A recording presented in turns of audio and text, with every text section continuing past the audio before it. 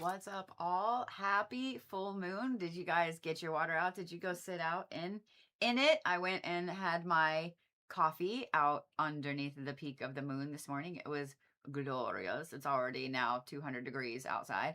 And we're supposed to have storms today. So, of course, my head is like, guess what? I'm gonna hurt today. It's great. So tad of it. Also, the Schumann is acting insane today. I let me look at it again. I haven't looked at it here in a few minutes, but it is acting absolutely insane. So if you guys have had weird dreams, headaches, any of that shit, this would be why. Everything is insane. Everything is crazy. Full moon and crazy crap. It just everybody's insane. Everybody's insane, and it is what it is. Me, you, and everybody is great. But I have 3 drinks today. It is what it is. I haven't really eaten much this morning because my tummy's been not happy. So yes. So we're gonna start with the rest of the soul astrology, because I want to get you guys taken care of.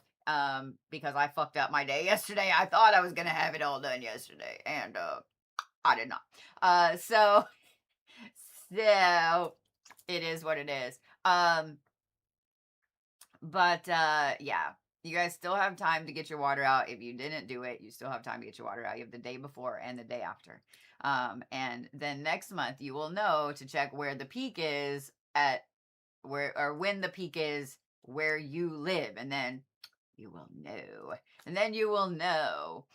Is this the moon that we release instead of manifesting? No, that is a new moon, love. So this full moon is in Aquarius. So everybody be extra thinky and be really looking hardcore at their future and so on. And in a couple of days on the 1st, it is the 1st of August. I can't believe it's August, but it's also Lamas or Lunasa. So the big long word that ends with H is actually pronounced Lunasa, not Luganugasaga, or however, I mean, Luganugasaga sounds great too, but Lunasa. And this is the first of the harvest festivals. Bitches, it almost is spooky season. I mean, pretty much to me, as soon as August hits, it's fall. I know it's not. I know it's not technically fall until mid-September, but I mean, it doesn't fall, right? Right? We're just gonna go ahead and shorten summer and go ahead and make it already spooky season. I'm just saying, just gonna go ahead and we're gonna own it.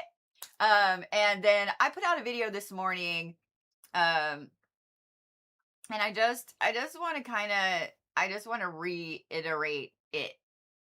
Just saying, I just want to reiterate it. I actually need to post all my videos on YouTube because I didn't get them over there.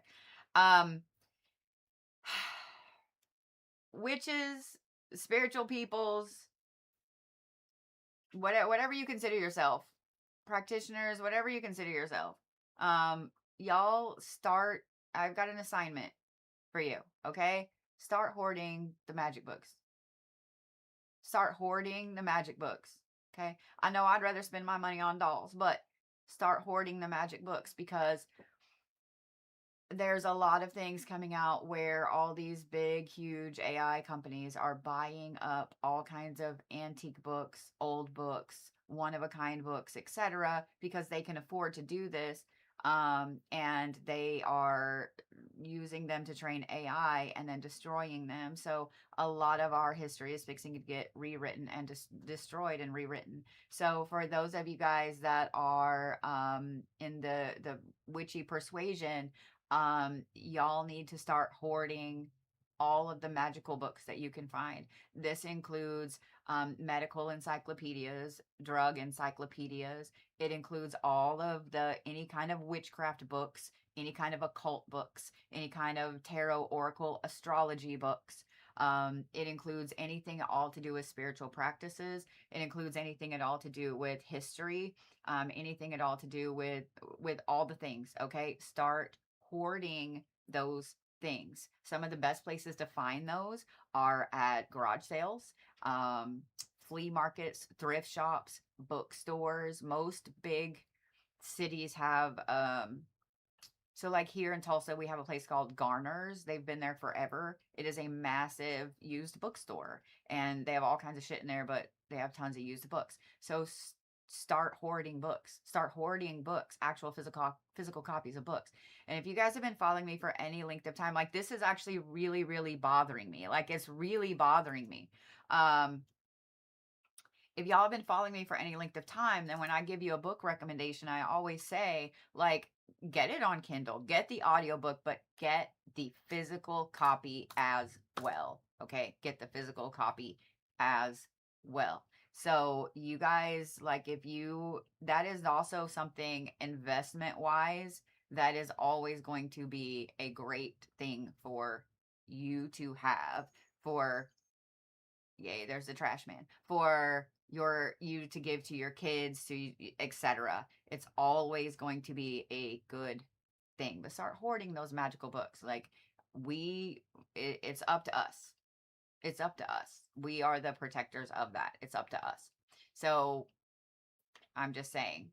I'm just saying. Maybe paranoid, maybe not paranoid, but can you ever really have too many magical books? Can you? Can you?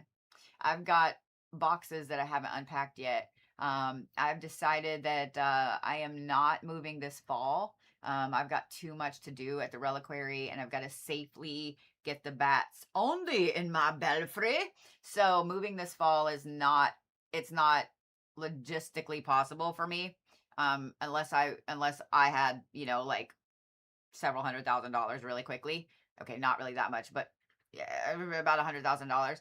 And I don't want to do that. You know what I mean? Like I would rather take my time and do it correctly and make sure that the bats. It's so weird. I'm so worried about the bats up there, but in Oklahoma, like bats are protected. You can't do anything. I don't know the rules in Pennsylvania, but they eat mosquitoes, and I'm not a fan of mosquitoes, so they may stay. Like they can stay rent free, but they can't come inside and poo poo everywhere. And that's kind of they're pooping upstairs because they can get in upstairs.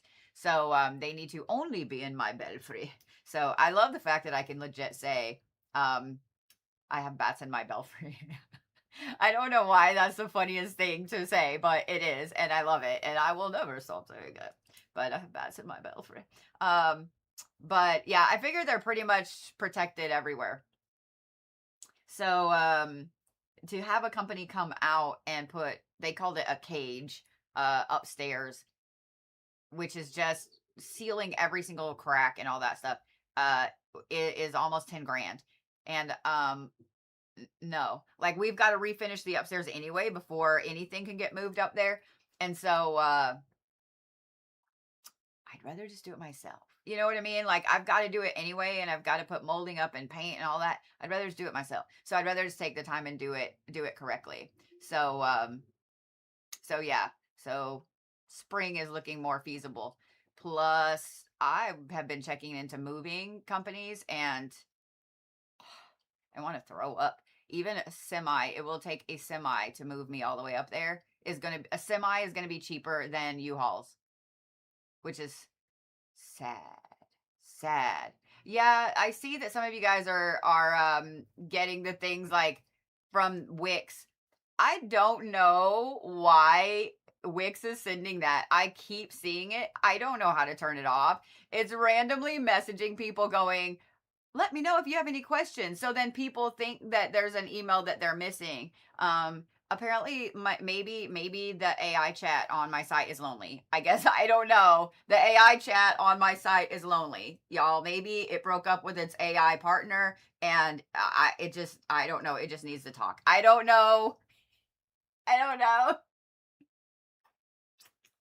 But everybody has been messaging me like, I just got a message from your site. Just let you know if I have any questions. I'm like, yeah, it's lonely.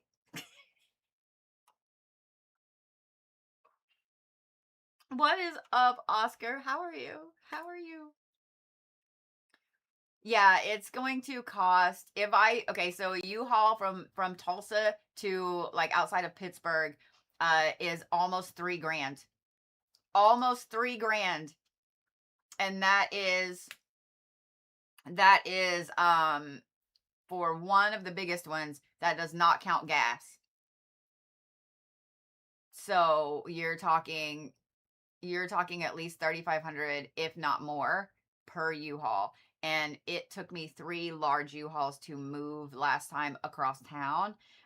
So you're looking at $10,000 almost to get moved up there if I take U-Hauls, plus finding people to drive those U-Hauls.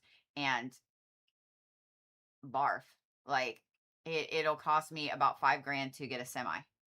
So guess what's gonna have to happen? Like that's what's gonna have to happen. Plus movers. Because I have learned the magic of paying people to move things for me. I used to only like have movers come, even though it costs, right? But guess what? My shit didn't get broken. And this last time when I moved, I let my ex-husband help, and a lot of my things got broken. A lot of my furniture got broken. I had the front of a lead glass antique cabinet from the late 1800s get busted. It's curved glass. I can't replace it. It's busted. And just things like that. And yes, I cried. And people do not care about your shit unless they're getting paid to care about your shit. And so let me just pay someone to care about my shit, because I have a lot of antique furniture. So yeah. And everybody asks about a pod and stuff. I cannot do a pod. So I have A, way too much shit, and B, I live in a neighborhood with an HOA that does not allow them. So I cannot do a pod. But yeah, so that's what I'll be doing. And then plus somebody else drives it, that's what they do for a living, and I will let them do that. I will let them do that. I hate driving a U-Haul. I can. I just hate it. I don't want to. If I have to, I will. Are you okay? You okay? Every time we've gotten outside, Bear comes inside hacking. So I don't know what is in Hades' armpit air outside. But yeah. Every time. So I think I've been on the fence about getting a puppy. I'm going to tell you guys why. So both my dogs are 15, right? Well, Bear's almost 15. I know I'm on borrowed time. I do, right? Like Zeus is a full-blood Chihuahua, and I know that they can live 18 to 20, right? But he does have a big like kind of tumor on the side, and they've told me that they can't guarantee he'll wake up from anesthesia, and it's not bothering him. So yeah, but at this point he's blind. He's mostly blind. He's pretty deaf. Like I have to be really careful not to sneak up on him, right? And his little tongue hangs out all the time. Like he just looks like, I love him to pieces. Okay, little teeny tiny white dog, right? But Bear is a Chihuahua Chinese crested mix, and I have no idea how long that means he's gonna live, right? So I know I'm on borrowed time with both of them, and they have been together their entire life. We got Zeus in early July, and we got Bear in late November, early December. So they don't know life without each other. They don't know life without another small dog. So I've been on the fence about it, and I've looked at several different breeds, and I really do love Chihuahuas. I love Chinese cresteds, and I love Chihuahuas. And so I think that I am going to start either kind of looking for a long hair Chihuahua.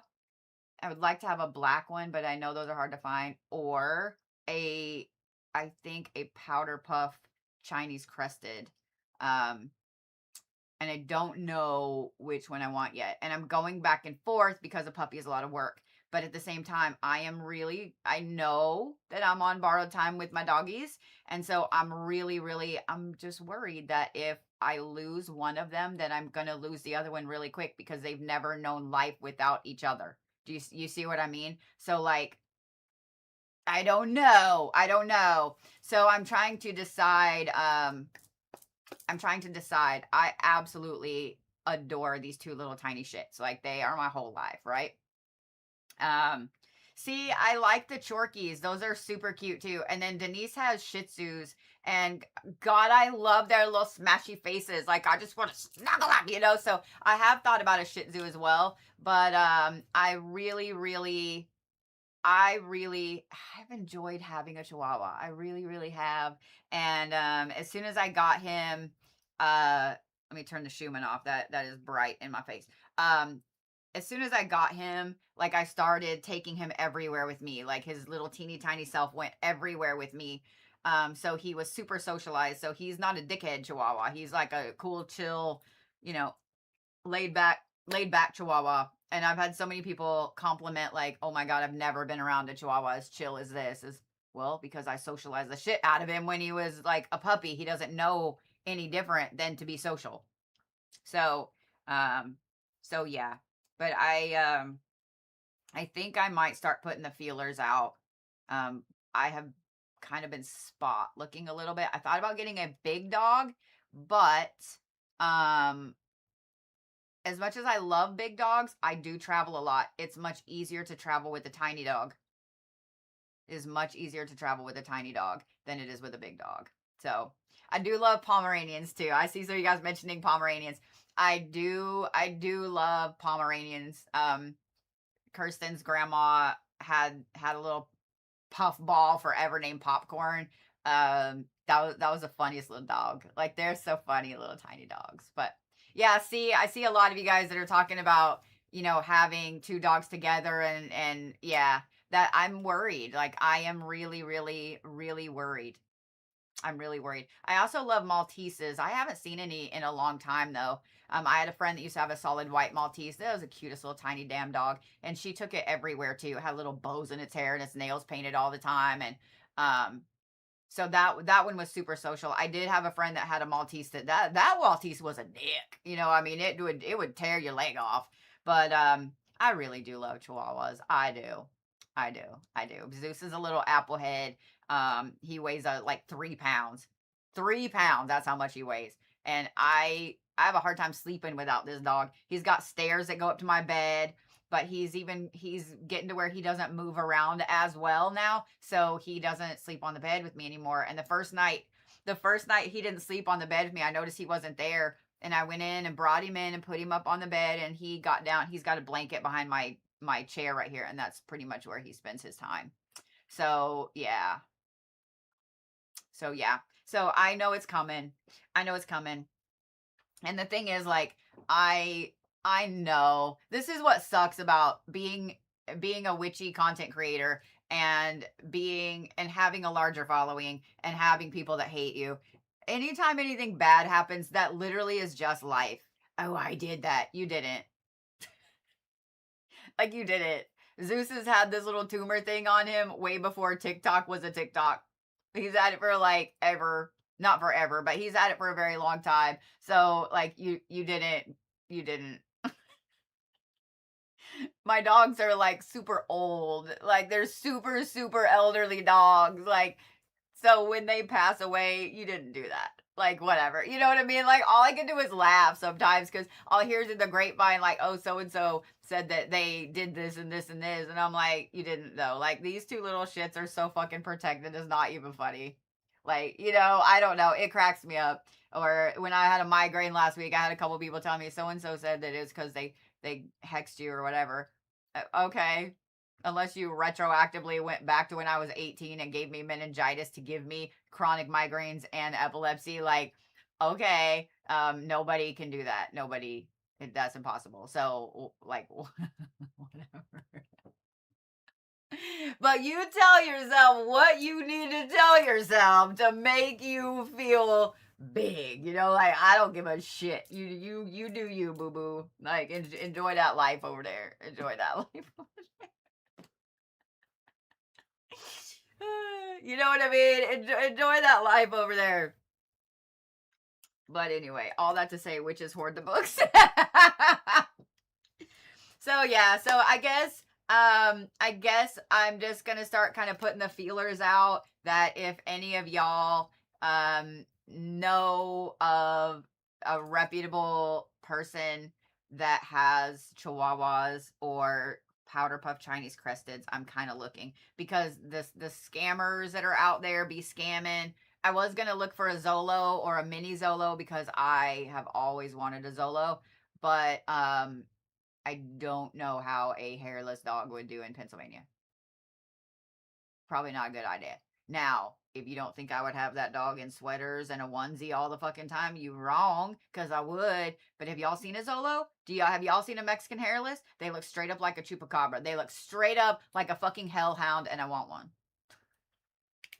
They're also like $5,000. But the mini ones, they have mini ones that are the size of a chihuahua. And I want one so fucking bad. But I cannot find an actual breeder that has them that's not a scammer or well, an actual breeder. So yeah. So I'm just gonna kind of start putting out the feely feels. You know what I mean? I'm just gonna start putting out the feely feels for looking for another one. I just want I don't want when one of these guys does pass away, I don't want the other to be alone. Um yeah. Yeah. So I don't know. I've found that just putting I'll probably put out a video maybe in a couple weeks or so. Um and yeah. Yeah. So that's what's up. So that's what's up. So today, let's get on it. Let me not continue talking too much. Let's get on it and get these done. And that way, yeah. So if you guys want to get on the list for like this evening, I'll be on pretty much all day for the full moon. I'm gonna catch up on these. And then we're going to do some rebel oracle reads of what is rebelling in your life and so on. If you want to get on that list, you still can. There's plenty of time because I would like to finish these first because I don't like them just hanging out, you know. I don't like them just hanging out there that I need to finish them. So we're gonna do that. Yeah. Yeah. And thank you guys all for popping in. I love you so much. I love you so much. Yeah, I know that AKC has a marketplace and I've been kind of watching it a little bit. I've been watching it a little bit. But I also know that there are a lot of people on social media, on like TikTok and Facebook and Instagram and all those things. I'm a little leery of Instagram because I've seen the scams are bad on there. But I know that there's some people on uh breeders and stuff like that on TikTok. And I know the first thing that somebody's going to say is, "Why don't you adopt?" Um my gut tells me no. Does that make sense? And it has nothing to do with that I'm against it because Bear was a foster fail, right? Like I already knew when they said like we need somebody to foster these dogs, and I saw his little puppy self. He was only this big. I was like, I would like to foster that one, you know. And then basically I was like, and I want to adopt him too. Like, what do I need to do? Like, I already knew. I already knew. So Bear was a foster fail. Bear's a foster fail. But the minute I saw his little teeny tiny muzzle, I was like, that's my dog. That's my dog, you know. I've adopted a lot of dogs and stuff like that. Picked up a lot of puppies in parking lots, like things like that. But I I don't know. I kind of wish that the lady that I got Zeus from was still breeding, but because she has her dogs are very healthy and they're very well taken care of. They're beautiful dogs, but she's not anymore. And I get it. It's a lot of work. So, um I don't know. My gut tells me no, and I don't know why. I actually tried to adopt a little dog. They had a dog. He looked like a black version of Bear. Like exactly. Had the little muzzle and the Fu Manchu and the eyebrows. And I was like, I need that dog. I need that dog. He's like a little 3-month-old puppy, right? Solid black. And I reached out to the lady. She was a bitch to me, like straight up off the bat, a bitch. I just said, hey, so and so gave me, your contact information. I really would like to find out about adopting this puppy. And her very first message was, would you now?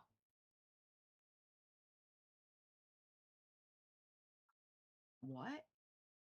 And I was like, I sat on that for a minute because it hit me wrong, right? I sat on it and I was like, okay. So I messaged the person I got the contact number from, and she was like, yeah, she's kind of hateful. Okay, well, I really want this dog.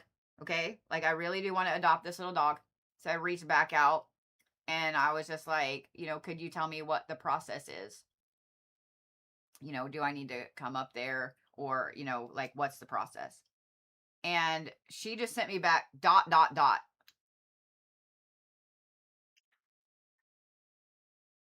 All right then. All right then. And then it's funny because I saw a Facebook post from this exact same shelter talking about how nobody will adopt the dogs and how they're drowning and they need help. Maybe if you weren't a bitch. Maybe that. Maybe if you weren't a bitch. Like, if you want to adopt all the dogs, then adopt all the dogs. But don't tell other people that you have them up for adoption and then be a bitch to the people trying to adopt a dog. I understand being selective. I absolutely do. We used to breed huskies. I absolutely understand being selective 100%. But maybe don't be a fucking cunt right off the bat. Like, maybe don't do that. You just send back ... You have no right to bitch that you need money for your shelter. I'm sorry. I would have driven, it was going to be like a 2.5 hour drive each way. I would have driven up there as many times as I needed to adopt that little guy. And he would have been a very spoiled little part of this pack. Like, my dogs get special food. They have special beds. Like, they are bougie, spoiled. Like, if I come back in the next life, I want to come back as one of my dogs. I want to come back as one of my dogs. You know what I mean? So, yeah. I'm actually really sad. I pick my dogs by picture, and if I see a picture of it and I'm like, that's my dog, that's exactly how I felt. I was like, that's my dog. I want that dog. So it makes me sad. But that's okay. But yeah, so I think I'm just gonna start kind of putting the feelers out, and that way I know that the right little dude will find me. I'm partial to male dogs. I don't know why. I don't know why. I just am. I don't know why. Because I had a mix growing up. Like, we had some female dogs. No, actually, we mostly had male dogs growing up. Maybe that's why. I'm trying to think. Like, we had a couple. We had about half and half. About half and half. So yeah, I don't know. But I'm just partial. I'm just partial to males. I don't know. I don't know. We'll see. We'll see. Bear's not a fan of female dogs because he got attacked by a female dog, a big female dog. So he's not, anytime he gets around a female dog, he ain't having it. He ain't having it. So yeah. Anyway, we should get on it. Otherwise, I'm just going to sit here and talk. And, All right, so let me do this. Let me pull my list back up. Miss Sarah is first. We finished Sherry last night. So let's see here. So we're going to take that off for just a minute. So that way,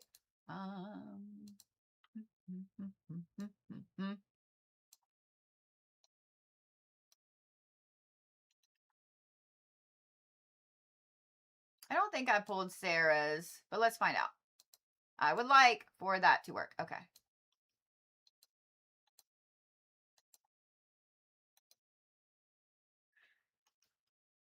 I have my coffee in my favorite villain mug.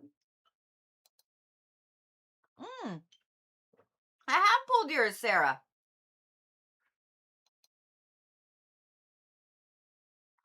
Oh, yeah.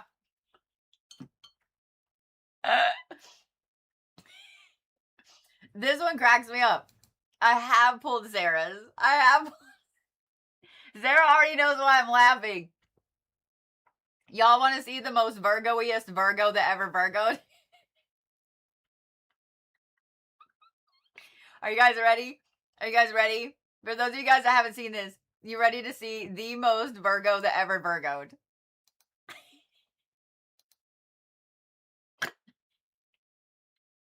I love you so much there. Virgo Sun, Virgo Jupiter, Virgo Mercury, Virgo Moon, Virgo Virgo's Venus, Virgo Pluto, Virgo Uranus.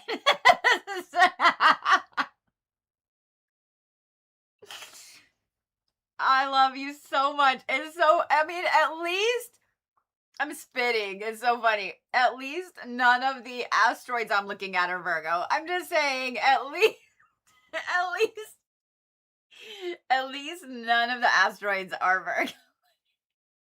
And what's really funny is they're almost all the placements are right there. See them? See the little lines? I am like spitting. Why am I spitting all over myself today? Because it's so funny. Almost all of those placements are stacked on top of each other. Because look, 18, 19, 20, 21. Do you see, like, they're just like, I don't know. I love you. That's why I was like, wait till you guys see this shit. It's so fucking funny. It's so fucking funny. So yeah, just over the edge of being Virgo. But yeah, with at least you're a Leo rising, not a Virgo rising. That would be fucking hilarious. That would be fucking hilarious. So all right, glasses. I gotta check my glasses order. I need them. All right. So we pretty much went through everything. Mars in Leo in the first house. Saturn in retrograde and Aries in the ninth house. Oh, this Saturn retrograde is hitting you hard as fuck, isn't it, dude? So here's what this tells me. Like, I know we're doing the soul's purpose, but I want to talk about this. So because this Saturn retrograde is in Aries, this is hitting you really hard because your Saturn is in Aries and it's in retrograde. But it's hitting you in a different way. It's making you a powerhouse right now. Like, this is your jam, right? You feel like you are on your bullshit. You know exactly what it is you want to do. You know exactly where you want to go. So stop questioning yourself. Okay? The universe is going to tell you to question yourself. Stop questioning yourself. This is your time. This is your jam right here. This is what you were born for, Sarah. Sorry. I had to be theatrical with it because it's better. But the fact that you were born under a Saturn retrograde when it was in Aries, this is a very, very powerful time for you. A very powerful time for you. So it doesn't even matter what else it's tied to. And really, it's only tied to your Neptune because if you don't count the asteroids we're looking at, it's only tied to your Neptune, which is in your fourth house. So don't be surprised if you start really looking at traveling, if you start really looking at going back to school, if you start, whatever it is that I'm just saying, don't be surprised. I'm just saying, don't be surprised. Okay. So personal power in the third house in Libra. Okay.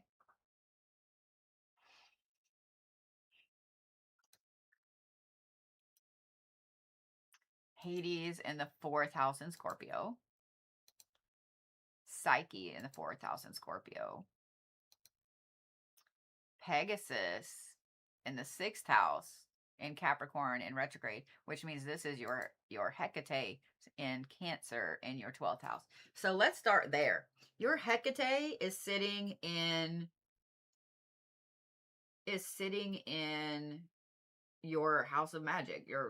And it's in Cancer, which is a very hardcore, powerful water sign. Okay. The fact that this is square with your Saturn up there, part of the reason that you feel off kilter right now, part of the reason that you feel high, that you feel buzzy without doing anything, is because you're kind of brimming with power right now. Just seriously. This Saturn retrograde in Aries is a powerhouse time for you. It's bringing you back to everything that you are. So with your birthday coming up here in a little bit, when is it? Hang on. I don't remember when Saturn retrograde ends. Let me look.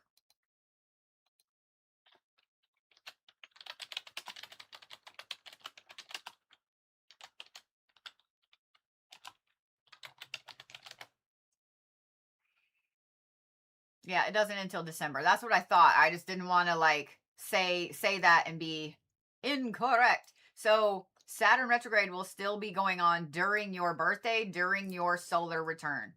That is going to be a powerhouse day for you. Your birthday this year is going to be a major, massive powerhouse day for you. I would highly recommend getting a solar return report printed, whether it's from me or somebody else, so you know exactly what time your solar return is. So let me explain to you guys what a solar return is. And I actually have a few to print out that people ordered, so I will get those out. But a solar return is when the sun returns to the exact place in the sky that it was when you were born, because with the rotation, with all the things, with everything moving, it's going to always be within a day or ish of your birthday, but it's not always going to be on your birthday, and it's not always at the exact time that you were born. It's always going to be off slightly. So I would highly advise getting a solar return astrology report printed for yourself, because you need to know when that moment is going to be. And girl, you need to harness the shit out of that. You need to harness the shit out of that. Okay? Because your solar return is during the retrograde you were born in, which is amazing. You also have your personal power, your magic, in the 12th house. Well, your magic is in the 12th house. Your power is in the 3rd house, and the mind. This is going to be an amazing fucking day for you, like an amazing solar return for you.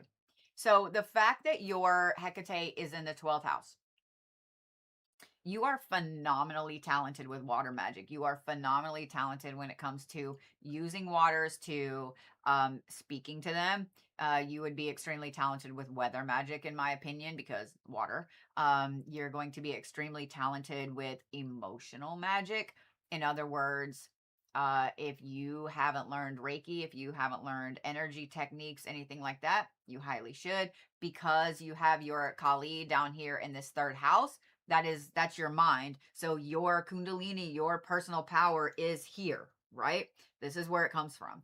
You have that coupled with, and see that even though it's square right here, I don't take that as a bad thing. I think that those two keep each other in check to keep you from burning out or going too far. Do you see what I mean? So I think those two are a checks and balances. I don't think those things are bad at all.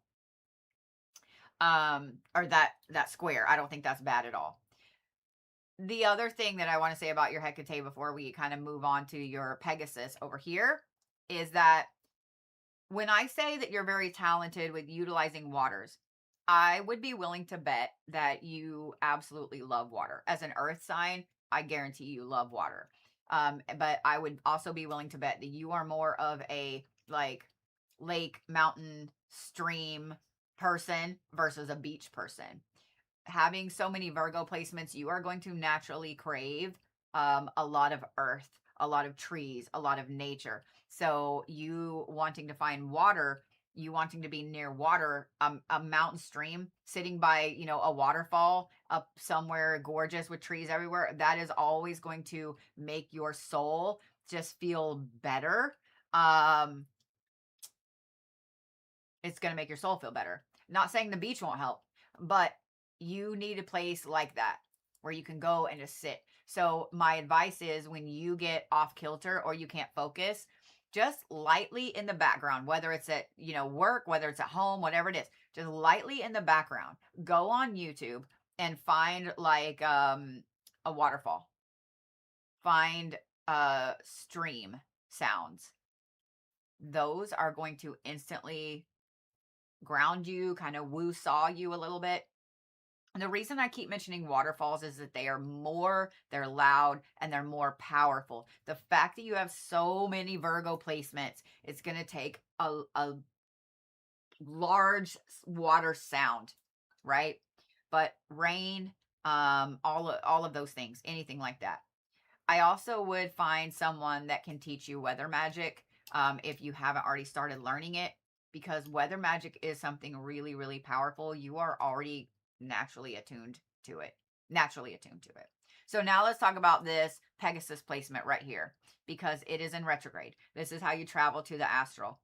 Notice that even though it's in retrograde, it's in opposition, with your Hecate right here.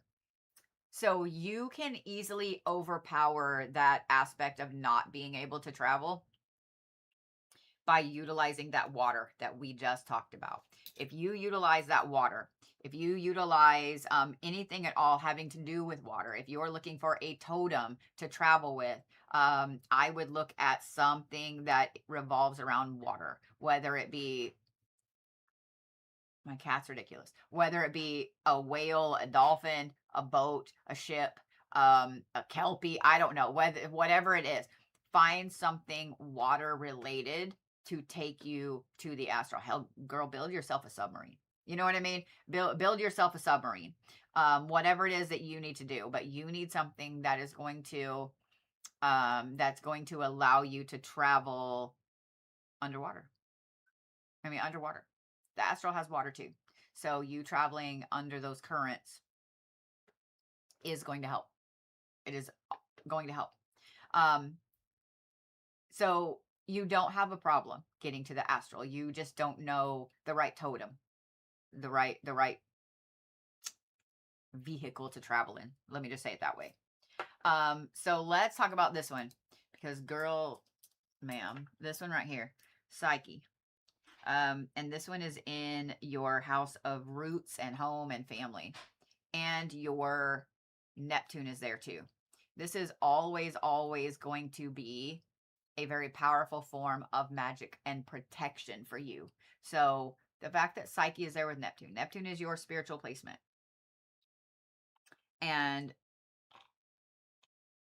while you're naturally going to be amazing at protection magic and protecting your family and all those things, and protecting your house and protecting your space, like, you are always going to be phenomenal at that. Anytime you travel, anytime you, like, vacation wise or family whatever, like physically go somewhere, you need to take a little bit of dirt from your house, from your yard. Take a little bit of, or if you have like a family plot or something like that, that is going to always keep you grounded and protected more than anything else that you will ever do, because of that Psyche placement. You are naturally, I don't want to keep saying attuned, but it's the only word I can think of. Naturally attuned to those places that hold family ties. So if you can go and visit some graveyards, cemeteries, etc., that are where your ancestors, are buried, that is also going to be very, very powerful just for you to be there. You don't have to you don't even have to worry about taking dirt or anything. Take a photo of their headstones, print those photos out, like turn them into art in your house. Those kinds of things are going to be the most powerful, most amazing thing that you can have to help yourself to ward your house and all that stuff. Um, Hades. Let's talk about your Hades placement, because it's also in the fourth house. Dude, I am glad that you're a Virgo, and I'm glad that you have all those placements that we were laughing about, and I'm glad that they're all in the second house, in the money house, okay? Sarah is never ever going to be without shit, okay? Because that's, like I said, the most Virgo person that ever Virgoed. And with almost all, I think it's just your sun that's in the first. Yeah, just your sun is in the first house. But all of these Virgo placements are in the second house right here. That's your money house. So you're never, ever going to do without. Ever. And you don't give a fuck when anybody thinks about you, about your house, about where you, like, you don't give a fuck. When you say you don't care, you literally don't. You're focused on your shit.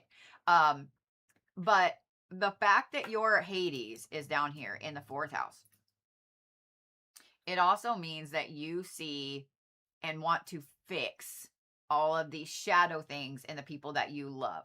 So, in your family, friends, people that you care about, you are always going to want to fix those people. So, you're going to have to be really careful with that, because I know that that is a weakness of the Virgos, that when you guys do finally trust somebody and you do finally care, you want to fix everything.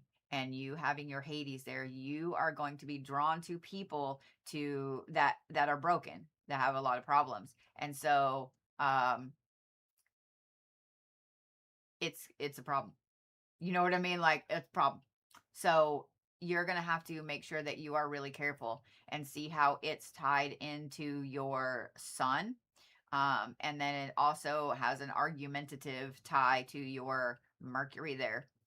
It means that you also have a problem standing up for you, like speaking up for you when it comes to those family members. So you're going to have to make sure that you really study protections, especially for shadow aspects and so on. Um, Things like that. Like, you really want to make sure that you're on it. Okay? Does that make sense? Shadow protections are a thing, y'all. Protecting your shadow self. We talk about shadow work. In fact, let's talk about that for just a minute, because I feel like this is something everybody needs to hear, and not just Sarah. I feel like everybody needs to hear it. Um, Shadow protections are a big thing, because our shadow self is not just like anger or selfishness or the things that we are told to hide as a kid. Our shadow self is not just that. Our shadow self is also those traumas, those hurt parts of ourselves that we don't want to show anybody. So if you don't protect that, and it's just wide open when you're doing shadow work, um that can be a big problem. People will take advantage of that in a heartbeat. And if you are someone that has a lot of earth sign placements or a lot of air sign placements, then you are automatically going to have a strike against you with your shadow self, because if you have holes, if you have trauma parts, that you have squishy parts in there, and everybody does, people are going to be able to ping that and be like, oh, this one right here will take care of their family and do anything for their family. So let me weasel in there and be part of their family. They may not outwardly think that, but it's like they just know, right? So you're going to have to be careful, because there are a lot of like the bad side of the dark empathic people is that they've learned to exploit that in other people. And this is where you get a lot of the narcissistic people and things like that. So you're going to have to be really, really careful and protect that shadow self, that shadow side.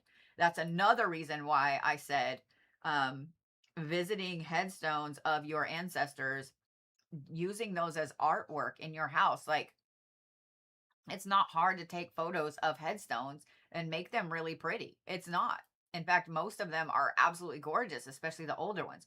So taking photos of those and having those in your house, as having photos of them is going to bring, it's like a natural portal bringing them in. Having dirt from your house with you, having dirt from a family plot with you, those things are always going to be way more powerful. So ancestral items, I would bet. I mean, you have a ton of Virgo placements. Earth signs are super sentimental, right? And you are the Virgoiest Virgo I've ever met that Virgoed. So super sentimental. So little bitty tiny things like you went to a concert with your mom when you were 8 and you still have the ticket stub. Like, I guarantee every Earth sign in here is going to feel really called out when I say this. I would bet you have all these little teeny tiny trinkets that if anybody looked at this little box or whatever of trinkets that you have, they would be like, this is junk. But you can name every single thing in there, where you got it, who you're with, and why you kept it. Those things right there are powerful. Those things are powerful. My advice, if you guys are like that, if you guys have those little kinds of trinkets and things like that, frame them. Frame them. If they're ticket stubs, if they're, whatever it is. Thank you, Chai Academy. I appreciate you. Frame them. They make the cool little bell jars that have the cork on the bottom and they're the pretty bell on the top. You can, put them on in something really pretty and make them a display. That is a powerful ancestral, sentimental display. Do those things. Honor those things. Honor those memories. Quit leaving them in a box. Quit leaving them in a box. So, yeah. Does that help, Sarah? Does that give you some direction to go? All right, let's see here. So let's hide that. See who's next on my list.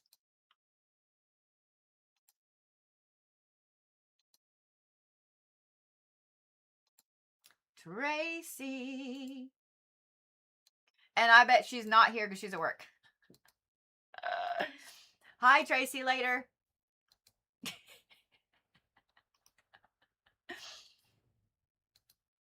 All right, let's see here.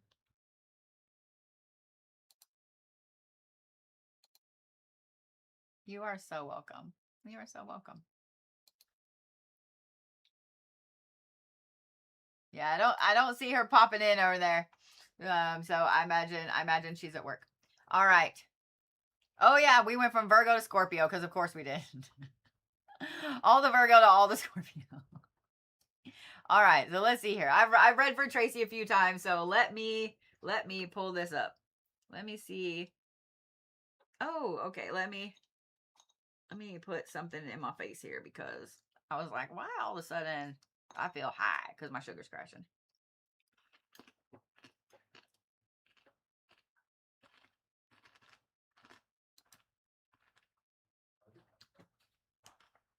Hades and Aries in the second house. Okay.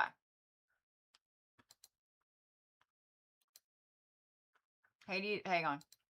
Hades and Aries in retrograde in the second house. This one's a problem.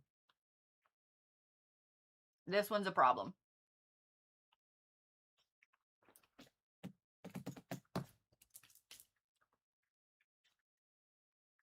Oh, I love that. Alex said, I just bought The Art of War and the Four Agreements. Like right now. Those are two of my favorite books. The Art of War is one of my favorite books just for life. Just for life. It is. So, all right. Tracy, this one right here is a problem. This is your Kali. This is your personal power. It's in your third house, which is your mind. It's in Gemini, which also so first of all, that means that you have a very dualistic power, right? It can either be very social, it can be not. You have a very dualistic power. The fact that it's in retrograde and it's at 0 degrees. See right here? It is just barely in Gemini. It's at 0 degrees. And it's in retrograde. And it's tied into your moon and your Saturn, both in the 9th house. There is something, this is my woo-woo professional opinion. There's the Tracy. This is my professional opinion of this. There is something keeping you from tapping into those two things. Those two things. It is like this placement is also in opposition of your moon and your Saturn. To me, that's not a cancellation of that retrograde. To me, and see the squares right there, see how that is square with both your ascending and descending? That is a problem. So there is something that is keeping you from tapping into that. And I think that's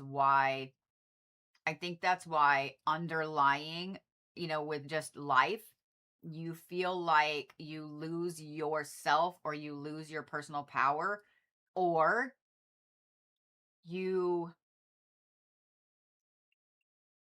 I don't want to say you get too hardcore, you get too shut down. Either you don't feel like you have any power or you shut down. That to me is exactly something keeping you from that. And see how it's also tied in with your Neptune up here, and that is in opposition as well. Or not opposition, it's a different one because it's a smaller percentage, but that is a problem too. your Neptune being in your 10th house, and in Capricorn, girl, you naturally attuned to money magic. You're naturally attuned to money magic. Having your Saturn and your moon in your 9th house. Let me get back out of here. And your sun in your 9th house, you're also naturally attuned to ritual magic, to anything that has all the steps, has a list, has ingredients. You have to measure it. Like anything that's very, very specific. That's your jam. You're like, yes, bitch, give me a list. Give me numbers. Give me how much of this I gotta have. And like that's your jam, right? You need all the things. You're naturally attuned to those things. But this is a problem. That's a problem.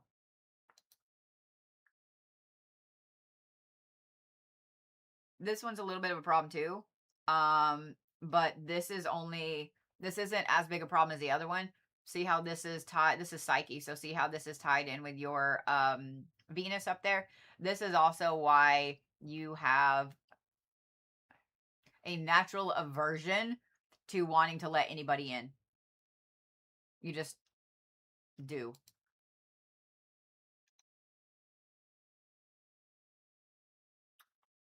Now this one is interesting. This is Hecate in the 7th house, and it's in Virgo. 7th house is interpersonal relationships. So friends, family, wedding or marriages, relationships, friendships, like all those things, right? How you have other things. How you have other things. Relationships. I don't know why I said things.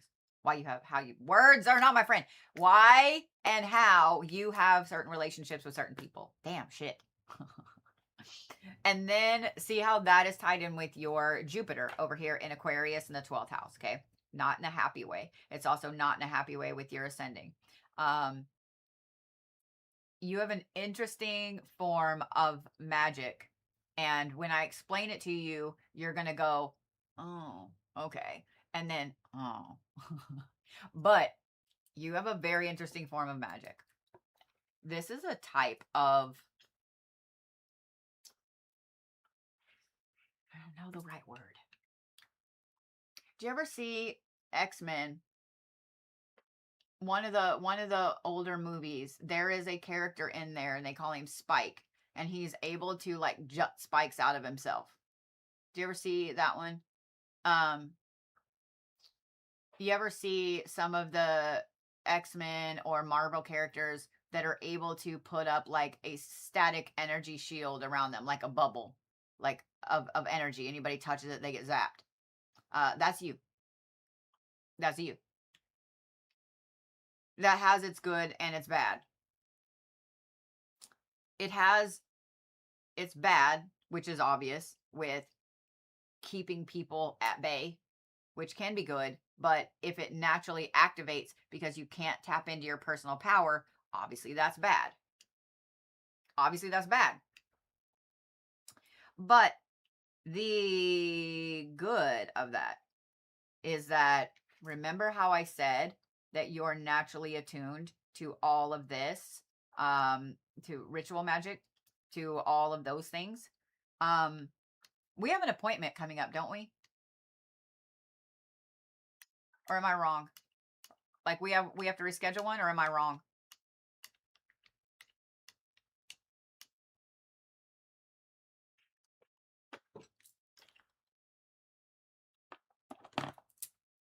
Need to reschedule. Solid.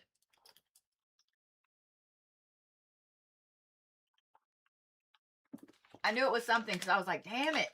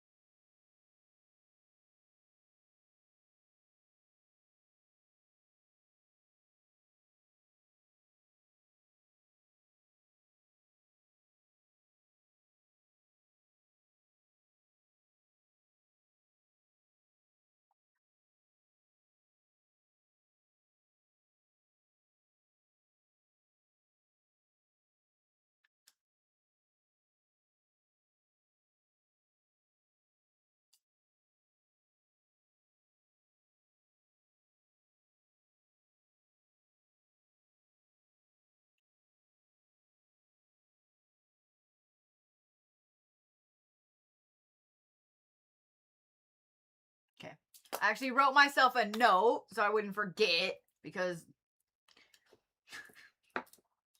we all know that I will. Okay. Well, I put a big star by it. We need to talk about this in private. This is something we should talk about this in private. Not because I feel like y'all don't need to hear it, but there are some things. Actually, yeah, there are some things everybody doesn't need to hear. I'm saying there are some things that everybody doesn't need to hear. So, and this is something that's a little more intense. So,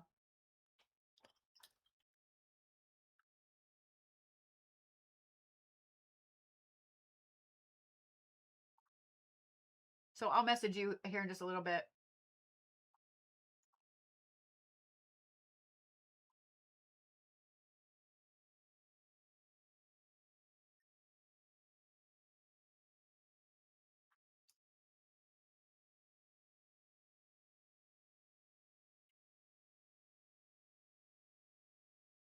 Making another note.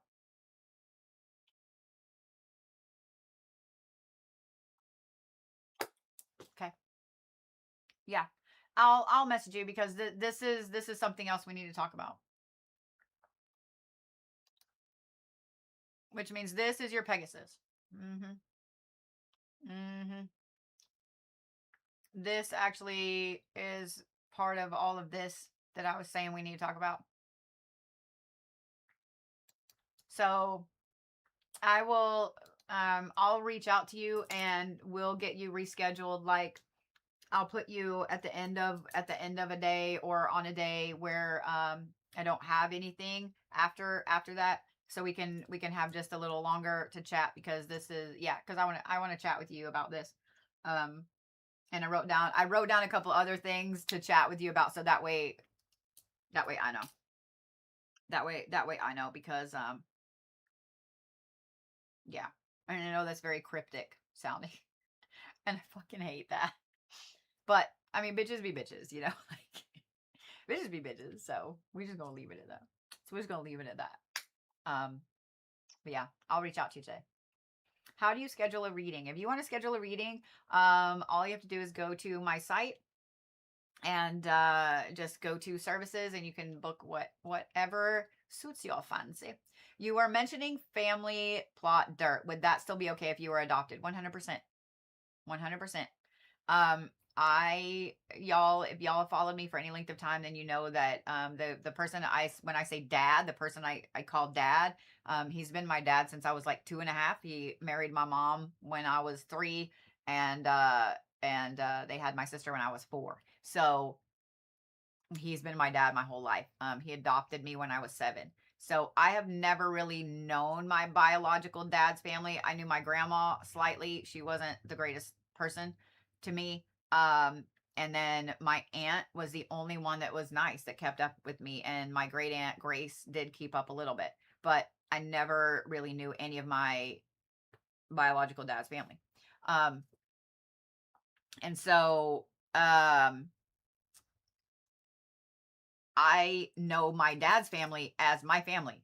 Like, that's my family, even though I'm not blood related to any of them. So I grew up with those family practices and those traditions, and, all those people, I'm Tom's daughter, so um I am 100% more connected to that family, even though I'm not blood related. Like, the desk that I have right here, um this one right here. This is actually my dad's mom's desk. Like, my dad asked if I wanted it, and I was like, absolutely. It's heavy as fuck, heavy as fuck. But this was I mean, it's probably from the 80s. It's not antique.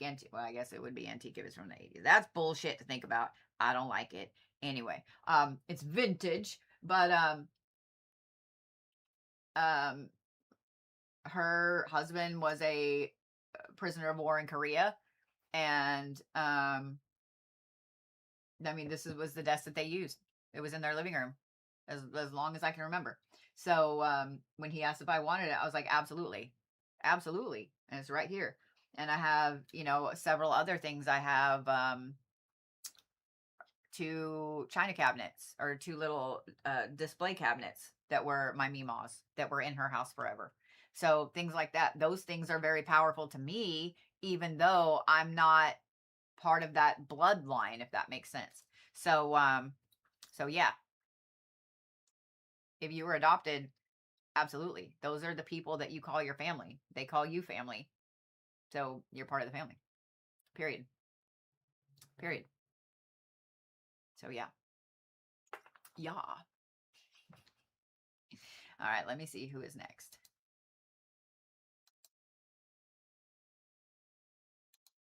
Ciara.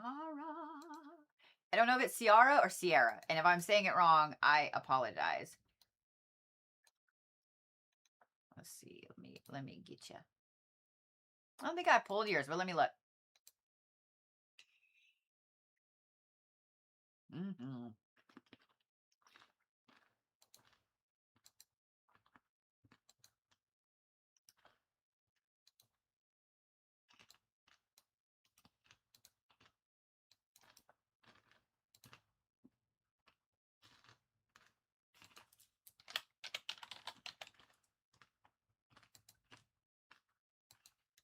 So since you have like an approximate time, I'm just going to put 8.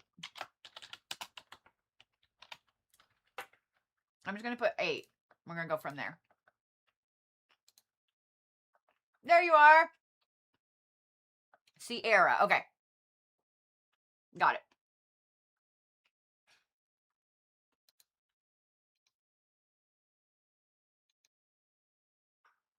Wow, look at boom, boom, boom, boom. Like a wheel. I like it.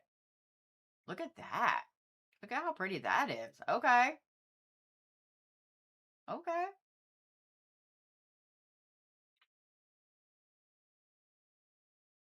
Girl. Gemini, Cancer moon, Sagittarius rising.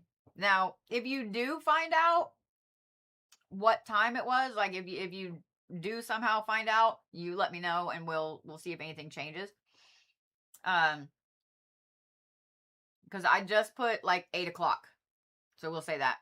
I just put 8. So we're going to start at the first house and work our way around.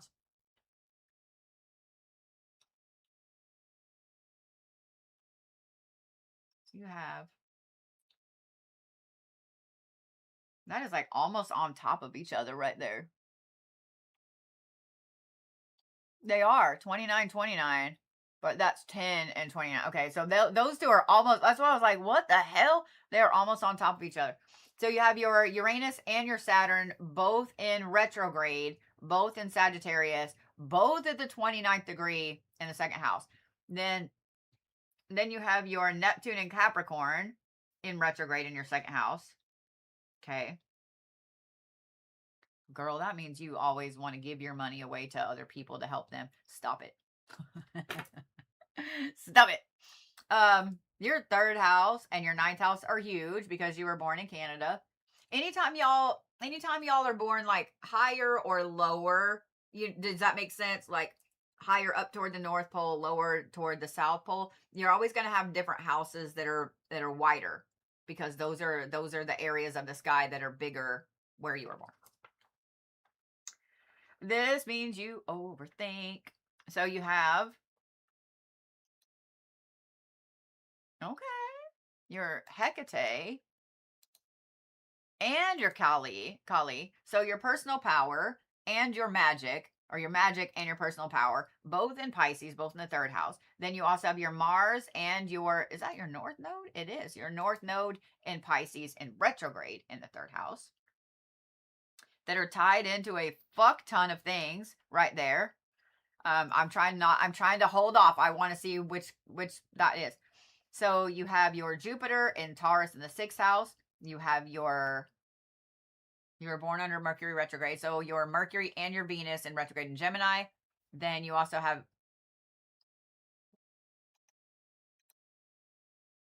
Wow, that is, I don't know how that is barely in the seventh house, but it is just a smidge in the seventh house. Okay. So you have your sun also in the seventh house in Gemini. Then the one I've been dying to see what it is, Hades.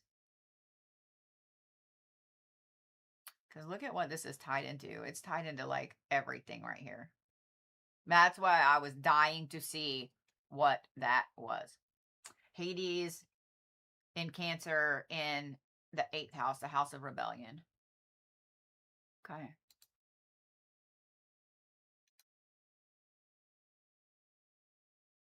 Mercury is tied into all four of those as well, but it's square. Okay, okay. Then you have Moon in Cancer in the eighth house. South Node in ninth house and retrograde in Virgo. So this would be Pegasus. So before I keep going, I just want to say real quick, that placement right there, your Pegasus placement in the ninth house in Virgo, tells me that you naturally travel to the higher realms. I would bet you sit up there and have fucking chess matches. Okay, I see you over there. Then you have your Pluto, and then this right here would be your Psyche, both in Scorpio in the 11th house. Okay. All right. So I want to kind of start here for a minute, and here's why. This is a very, very powerful placement. This is your Pegasus. I need to see if it'll let me change on my end the names of these, because I hate that they're, I don't know. A lot of asteroids have 2, 3, 4 names, and I kind of hate that sometimes. But this is your Pegasus placement. So this is you having a natural talent to automatically wind up in the upper realms. I would bet that you have a lot of dreams that are about reflecting pools, that are about portals, that are about fountains, that are about temples, that are about places that you can't explain, that are light, that you feel comfortable in, that you feel like so freaking off on. That you feel like, is your hair standing up on your arms? Or you're like, how the fuck's this bitch know this? You're naturally tuned to travel to the upper realms. I would bet you have a lot of friends there. I would bet that when you wake up from those dreams, you feel like you have leveled up. You feel like you've learned something huge. You feel like, and I would bet a lot of times you can't remember. You just feel smarter. You feel like you leveled up, but you can't quite remember exactly what that information was that leveled you up. That is a very powerful placement. I am one of those people that I am more attuned to the lower realms. Like that's where I go the vast majority of the time. I've trained myself to be able to go to the other ones. But I'm not a fan of the higher realms. I'm not. I don't know. I'm just not. You, however, I would bet hate going to the lower realms. And when you do go to the lower realms, that's straight up a nightmare for you, because you're used to the beautiful shiny temples and stuff like that, not the dirty, gritty dark down there. Your Hecate, let's talk about this. That and your Kali down here in your third house. This is probably why you have a natural talent to go to the upper realms. Your Hecate, your personal power, so your magic and your personal power both sit in your third house, which is your mind. They both sit in Pisces. And in that's a lot of, I'm going to try to word this as best I can, emotional intelligence, especially when it comes to magic in the astral, etc. Doesn't mean that you always act in the most emotionally intelligent way with stuff, because none of us do. But it means that you are naturally attuned to this kind of, you know how angels and spirit guides and things like that are always depicted as, they're very smart, they're very all-knowing, And they're very stoic for the most part, but they can get emotional a little quickly. Like that's you, right? So people automatically think that you know things, and you're like, I don't know this shit. Why are you asking me? But you exude this personal power of this emotional intelligence. So people are always asking you questions about your job, or, at your job, or life, or whatever. And you're like, bitch, I don't know that shit. Like, what? But they just assume you know it. And so I know that sometimes makes you uncomfortable when people are asking you all these questions. You're like, I appreciate that you think I'm that smart, but damn, Gina, give a girl a chance. Um, you need to start really tapping into a lot of clairs, a lot of honing your clairs, figuring out which clairs are the strongest. If you don't have the book The Psychic Witch, you should get it. And you should also get it on like audiobook, because there's a meditation in there that it'll tell you which ones of the clairs are the strongest for you. I would be willing to bet that with a little bit of practice, you're able to master all of them together because of those two placements, because of the Hecate and the Kali placement. Anything to do with the clairs, anything to do with manifestation, anything to do with mental magic, and I'm going to word it that way on purpose, because there are a lot of things physically, like physical magic, like candles and crystals and herbs and all the things you can touch, right? But people forget that the mental side of magic is just as important, just as strong, and that there are people that is their forte. You don't need crystals, you don't need candles, you don't need anything. Meditation is going to be a powerful thing for you. If you have never studied anything around like Zen Buddhism, I would highly recommend it. The meditations, the mantras, the things like that, those are going to be very, very powerful for you, and you're going to connect with those things automatically. So I would highly, highly recommend that. Um,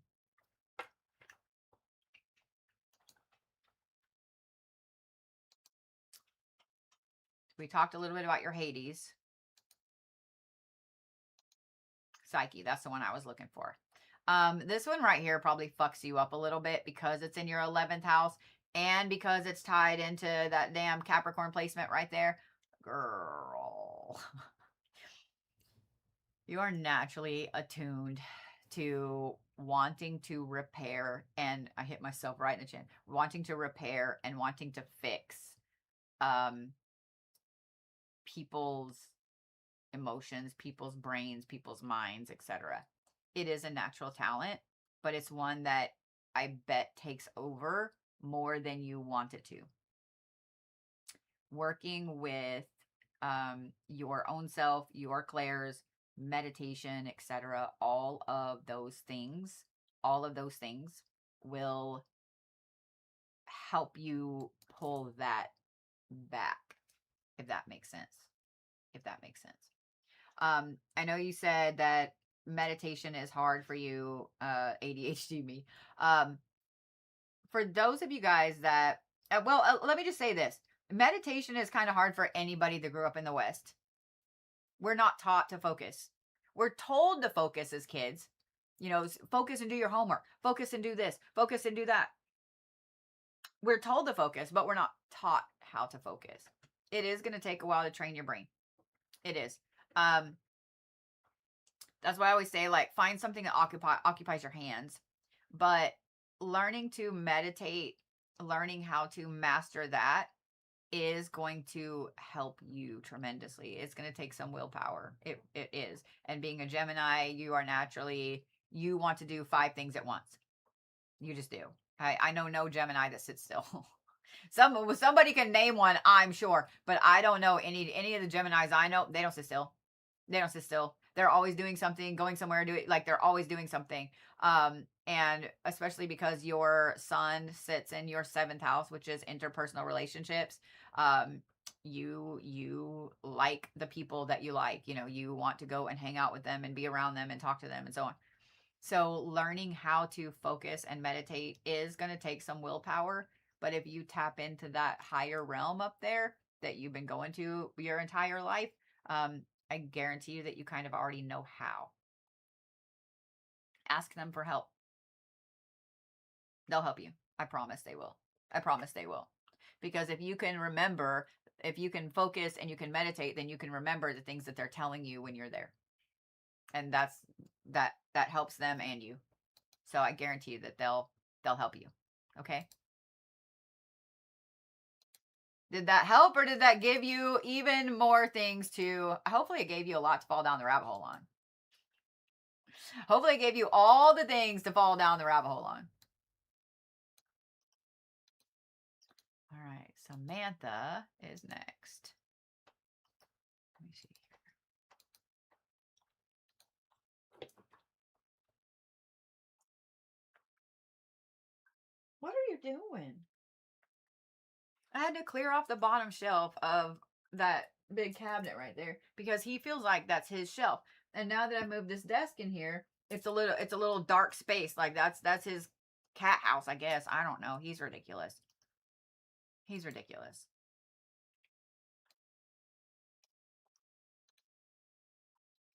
Apparently it's bath time. Oh, son of a bitch. I just hit copy when I meant to hit paste to put your birth time over here. Or your birth date over here.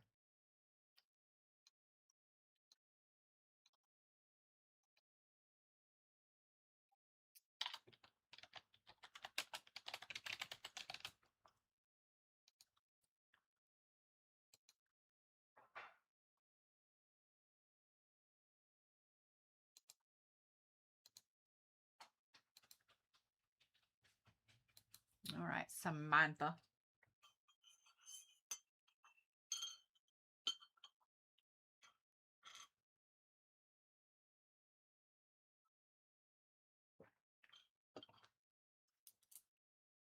Girl, that is a lot. That is a lot. That is a lot of stuff in the middle. Damn. Okay. Libra, Gemini rising, Pisces moon. You might be the most overthinker that ever did some overthinking. Jesus. Jesus shit. Okay. You are kind of a creative little shit though. Look at you over there with all those fifth house placements. Okay. That's a different one. That's a whole other birth chart read. All right. So we'll start off with the south node. That is your south node. Yes.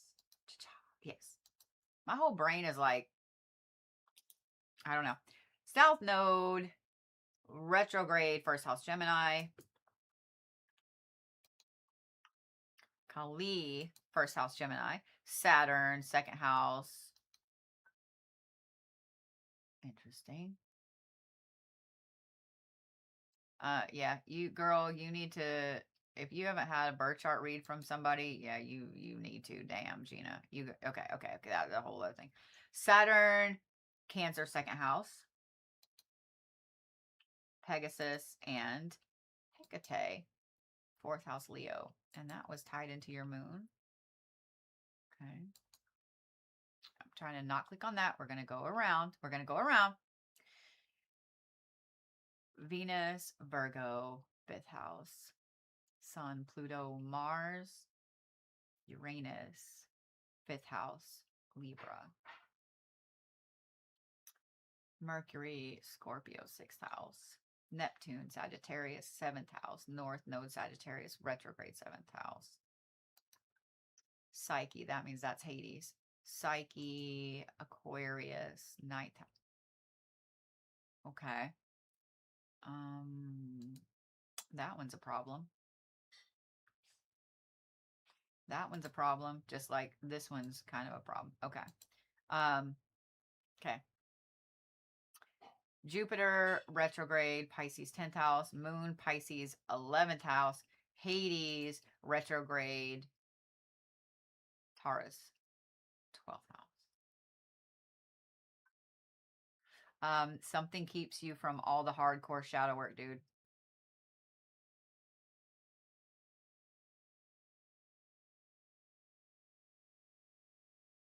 the reason you can't get too deep with shadow work, that life suddenly like starts to get in the way. As soon as you feel like you're making a lot of progress, like something happens and you get completely off course. Um, Something is keeping you from that real deep, dark root. It is. It is. That is an Akashic Records issue right there, or a question, not an issue. That is an Akashic Records question, because see how it's also square with your Hecate, which is your magic. That's an Akashic Records question. Why? Like what? Why? So yeah. So you said I do so much of it, and then you understood what I was saying. Um, there is some natural barrier there, unnatural barrier that I don't know. Every time you feel like you're about to make a major breakthrough with your own shadow work, something suddenly makes you, oh shit, now I gotta go do this. And you forget about it and you don't get back to that point with that particular line of shadow work. You end up on a different line of shadow work and you get almost to that point and then you're over here.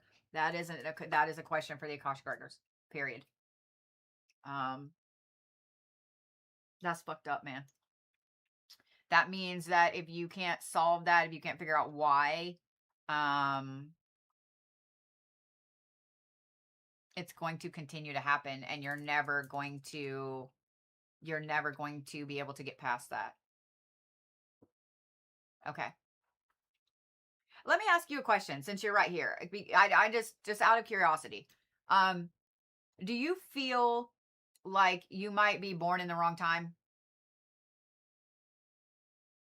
Like, do you feel like you don't belong in this time?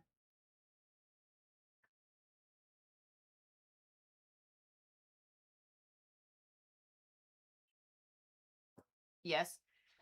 Okay. I want you to look at are you left-handed or right-handed? I want you to look at whichever one, whichever is your dominant hand. And I want you to look at your lifeline. And I don't know if you can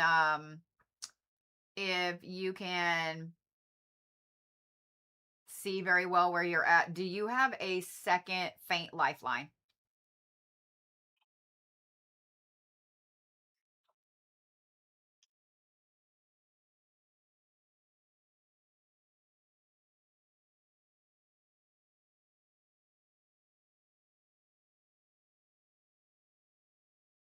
It sort of breaks and okay. Yeah, it usually is not it's usually not a full, but it'll be like a faint second one. My hair is standing up. Um so here's how I'm going to explain this. Here's how I'm going to explain this. Um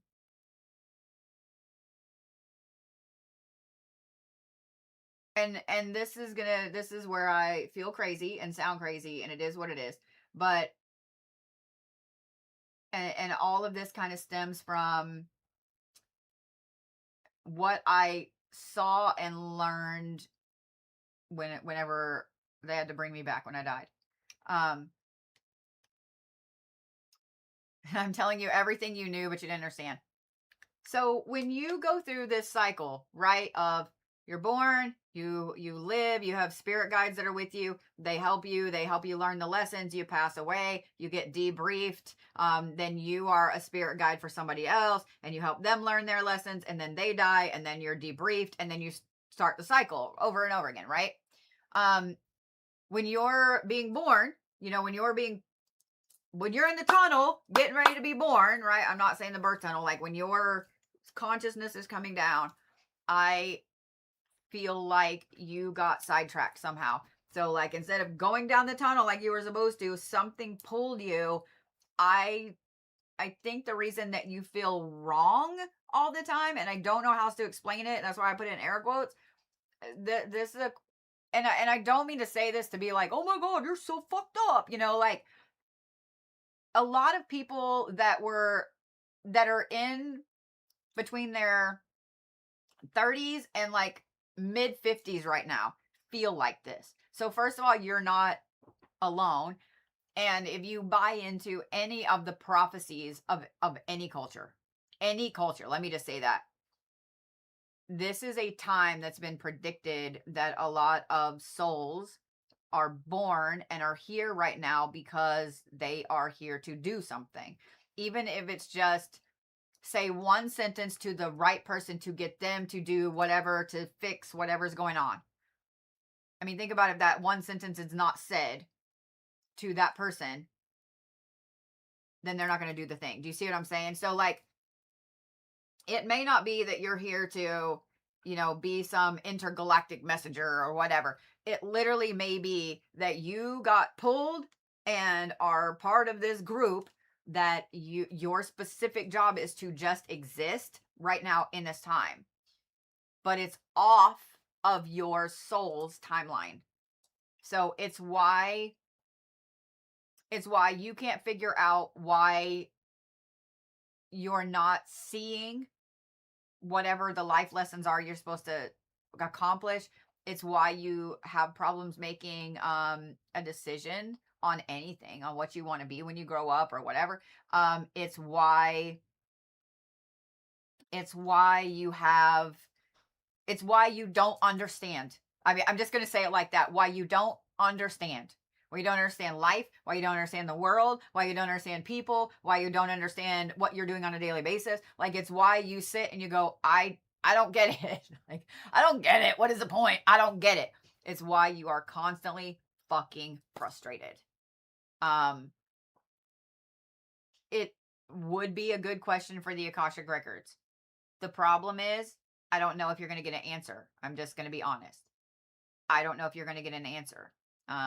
I've ran into a lot of people that are in the exact same boat, and doing Akashic Records readings. And sometimes you don't get an answer. Sometimes there are parts of Akashic Records that are redacted, basically. They're just blank because it's not for the person reading the Akashic Records to tell you. And some people that are inexperienced with reading the Akashic Records, they don't understand that. And so they break the connection or whatever. I've had it happen more often than I can count. I'm not going to lie.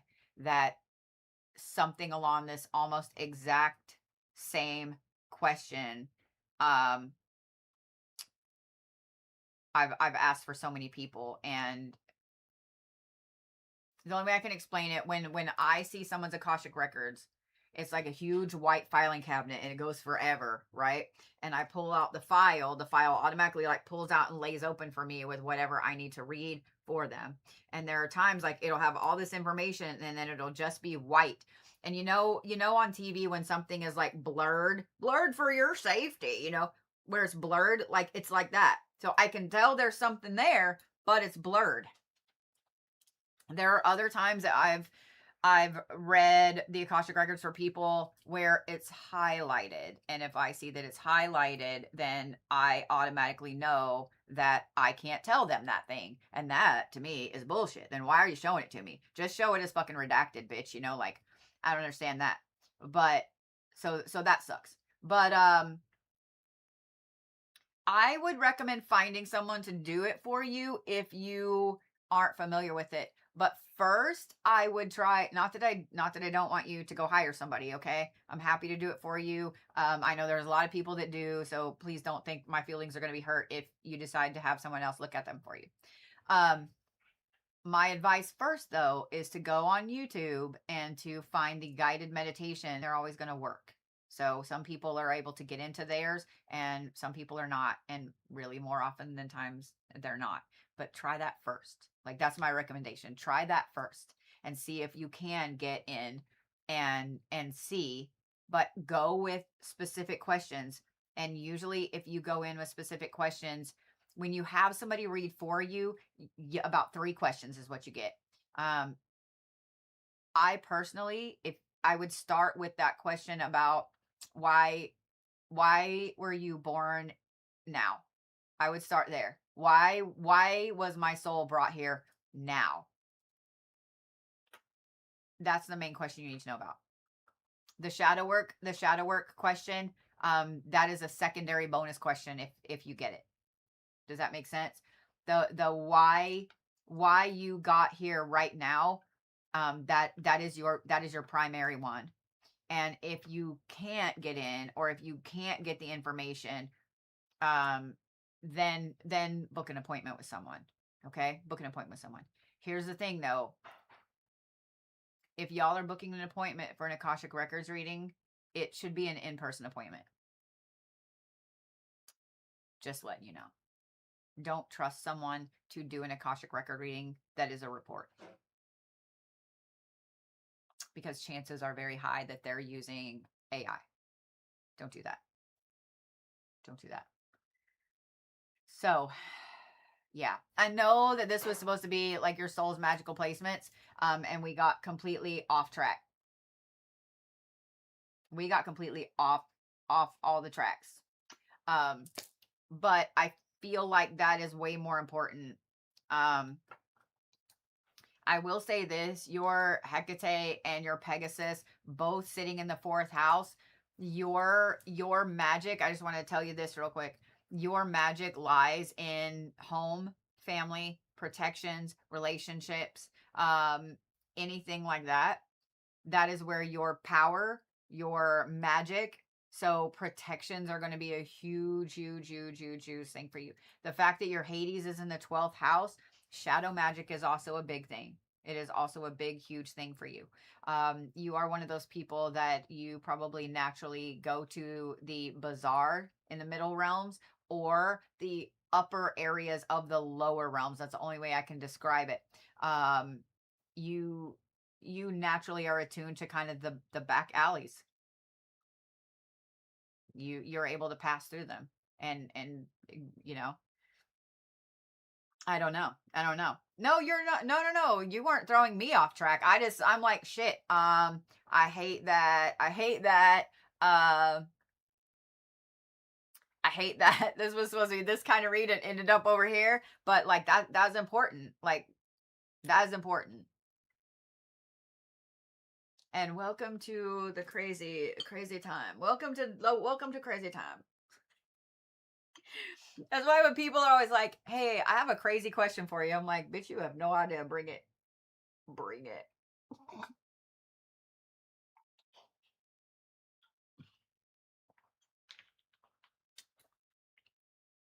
What do you do for a living?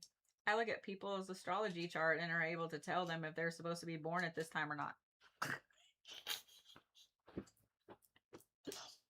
Uh,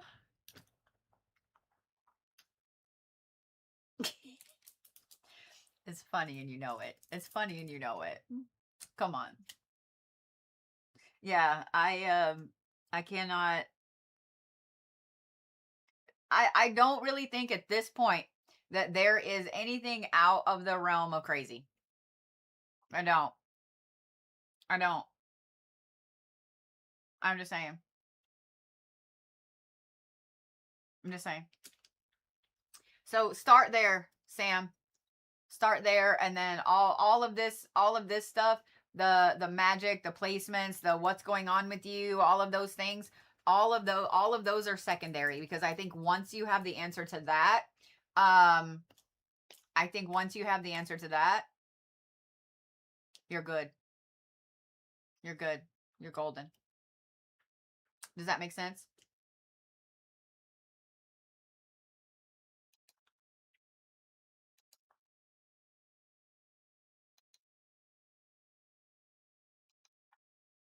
All right. Amanda. You got the coolest last name. Holy shit, dude.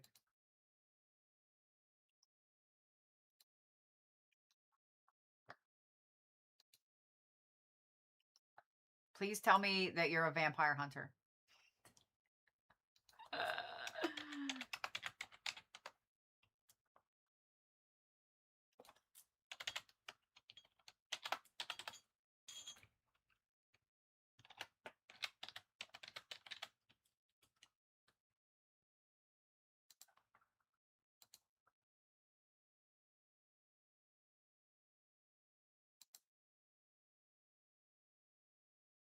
I don't know if Amanda's here.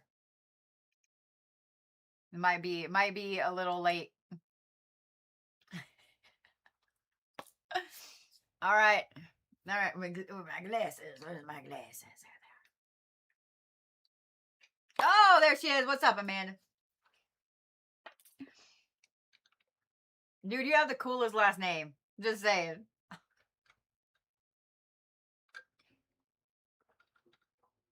All right. You have a huge ninth house and a huge third house as well. So where you were born, is it up like northern Scotland?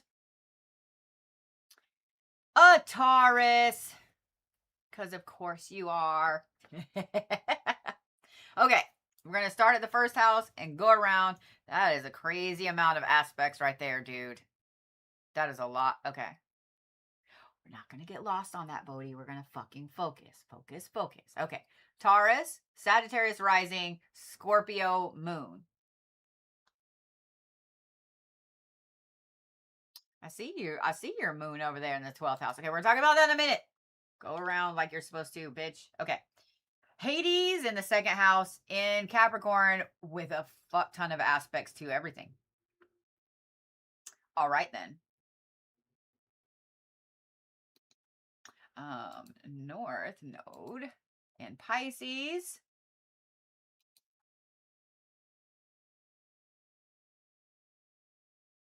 Okay, we're not going to click on that yet. North node in Pisces in the third house in retrograde. Kali in the fourth house in Aries. So your personal power lies in your ancestry. Your personal power lies in home, family, roots, grounding, dirts, protections, waters, things like that. Psyche in Taurus in the fifth house. Mercury in Taurus in retrograde in the fifth house. Saturn in Taurus in the fifth house. Then your cute little Taurus sun there in the sixth house.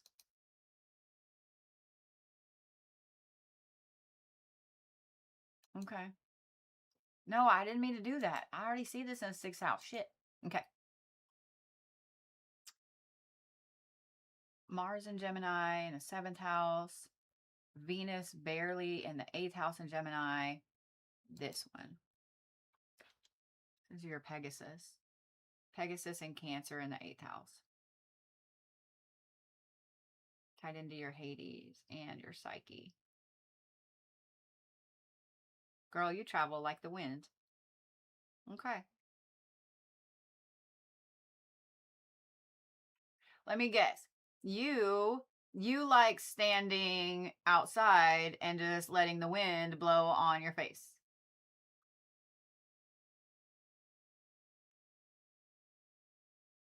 Okay. I would also bet that you love watching smoke. I would also bet that you like watching smoke more than you like watching the fire. I would bet that you are somebody that I mean, my grandma would have called it a wind talker. But the wind talks to you. You talk to the wind. South node in Virgo in the ninth house. Hecate in Virgo and then I see you up there. Hecate in Virgo in the ninth house. Pluto in Virgo retrograde in the ninth house. Uranus in Libra retrograde in the ninth house. Jupiter in retrograde in Libra in the 10th house. Damn, retrograde. Okay, sorry. Moon in Scorpio and Neptune in retrograde in Scorpio in the 12th house. You feel so disconnected from your own magic. Okay. Let's do the chatty chats. Where's your Kali? Where's your Hecate again? Some bitch. Right there. There we go. So we're going to start here because we already kind of talked about, so the Genevieve placement is Pegasus. That's how you travel back and forth to the astral. The fact that it is tied into your Hades, I talked about that a little bit with the wind and so on. But the Hecate placement that you have right there, that's your magic, right? that sits in the ninth house. That is higher learning, travel, philosophy, etc.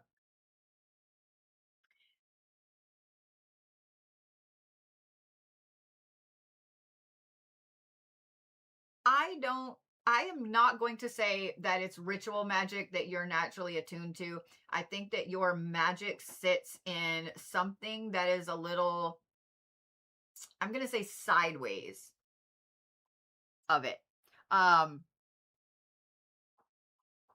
is the only way I can explain it. Like if ritual magic is here in the middle, if it's the pillar in the middle, there's all these things on the outside, right? All these gorgeous little curves on the outside. So I am going to be willing to bet that you love electricity, that you love things with like energy, with frequencies, with I bet you love copper, like things like that. Anything that's a big conductor, I would bet that you love that shit, right? I would also bet that you are fascinated with the pyramids, with you collect radios. Shut up. I would bet I would bet you have some of the coolest fucking radios then, don't you? Um I would bet you're fascinated with the pyramids, and I bet anytime they come out saying, "Oh, these are generators" or whatever, you fall down the rabbit hole a little deeper. I would also bet that you like the obscure things that have to do with kind of the ritual, but also the frequency, the energy, the things like that. Um, you've been to Egypt. That's funny. Some days I'm really good at what I do. I'm just saying. But this right here, this placement right here, you are one of those people that there are very niche magical practices that go with this. I'm going to recommend a few things to fall down the rabbit hole with that I think you will absolutely jive with, okay? Um I'm going to message you a couple of them because I need to get the title because I can't remember the exact long title. I'm actually going to write it down so I'll remember to do so.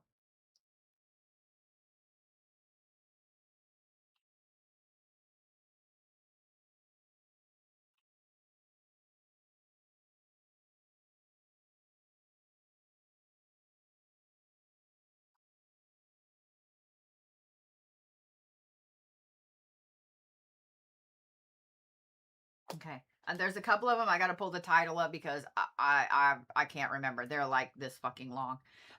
But the magical Greek papyri, you can get those. You can get one of those on Amazon. They're like, it's thick as fuck, right? It reads like stereo instructions. I'm not gonna lie. It is, for a lot of people, it's really boring reading. I think for you, you're going to be like, holy shit, this is fucking cool. There's also a book called The Universal One, ONE, The Universal One. And that one right there is an insanely interesting book, especially for people that are interested in any type of energy magic, electrical magic, like pyramids, spirals, like that one right there. I highly recommend it. The Get a paperback version of it. The hardback, the hardcovers, the original ones, they a lot of money. They're a lot of money. I would love to have one, and I'm gonna put that on my Christmas list. But I've got a paperback copy of it. The man that wrote it, and now I can't remember. Son of a bitch, I can't remember his name.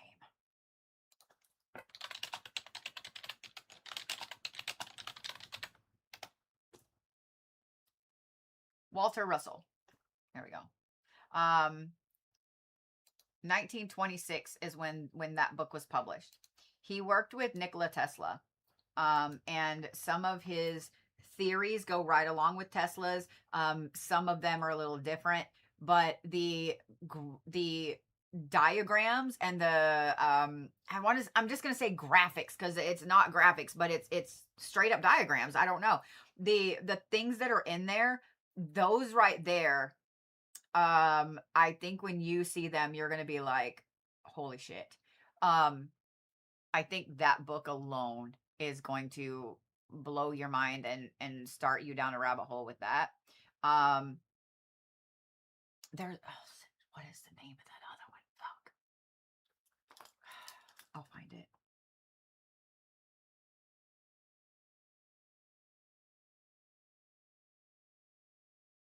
I want to say that it's the Book of Law, but I can't remember which one it is. It's an Aleister Crowley book. Um, that one is gonna hit you as well. But I'll message you these other ones. Um, I'll message you the Aleister Crowley one. I'll message you the other one. I gotta find the name too. But the Universal one, that is gonna be a book that, like, we're not gonna see you for a while. You're gonna be you're gonna have your whole base buried in this book. It's yeah, especially I just love that you said you collect radios after. I was like, oh, you electric witch over there. Okay. But it's also why you're fascinated. You know how I was talking about, how you travel and stuff, and that you're kind of a wind talker and things like that. um you're never going to travel to the astral on something physical. You're going to travel to the astral either in the wind, in smoke, in electricity. That is how you're going to travel. That's how you're going to travel. So anytime that you're trying to on purpose do astral traveling, know that you trying to picture yourself in a train or on an animal or in a car or whatever, that's never going to work. It is never going to work. I don't know why, but like everything in my whole everything is like electricity is your jam. Copper, conductors, things like that are your fucking jam. And you're going to travel. You usually picture a cloud for meditation. So as I'm telling you this, you're like, "Oh shit."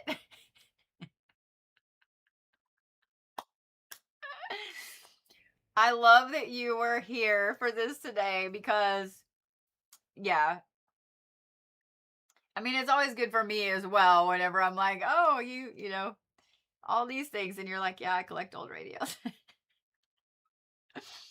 Oh, you and my dad would get along phenomenally well. He used to collect old radios and old sewing machines of all things. Um, but yeah,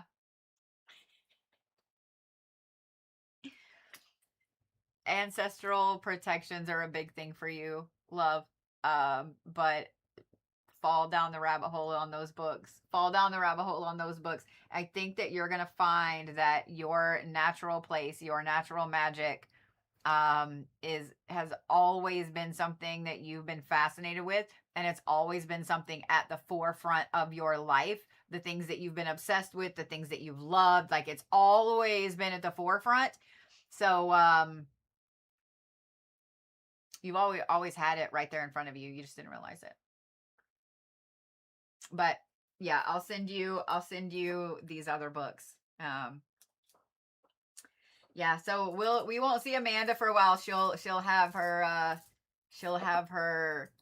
nose in a book for a while. For a long while, she'll have her nose in a book. But that's okay. You never thought they were linked? Mhm. Mhm. Yep. Yep. Um a lot of times we are drawn to the things that we naturally have power towards, if that makes sense. So there's people that are naturally good at weather magic and they're drawn to water and rain and storms and things like that. And then there are people like you that are naturally drawn to electricity, that are, and conductors and frequencies and copper and stuff like that. Because that's where their magic lies. There are people that are naturally drawn to candles because, and burning shit because they have fire magic. Like it's just like on the X-Men when the kids go to Xavier's school, they all have a specific power that they have, and that's what what they learn, what they're taught. I wish we had schools like that because they would be cool, but we all know what would happen because all of the world's governments would be like, oh yeah, well, we're going to use you for XYZ. Or it'd be called a cult and shut down. This is why we can't have nice things. It's not funny, but it's also funny because you guys know I'm right. You know I'm right. All right, Miss Bella. Bella is next.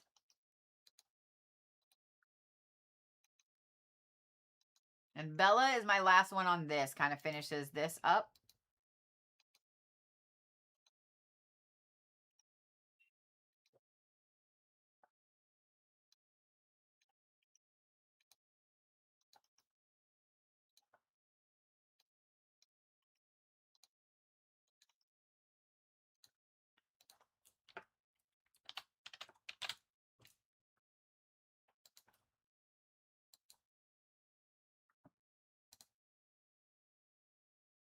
You are so welcome, Amanda, honey. There's the Bella.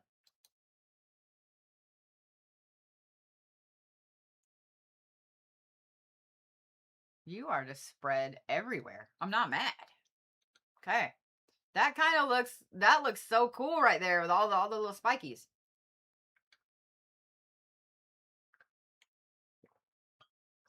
All right.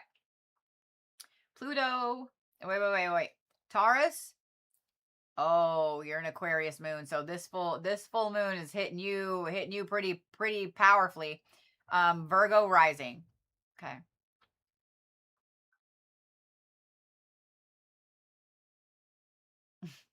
How many times do people tell you to stop being so serious?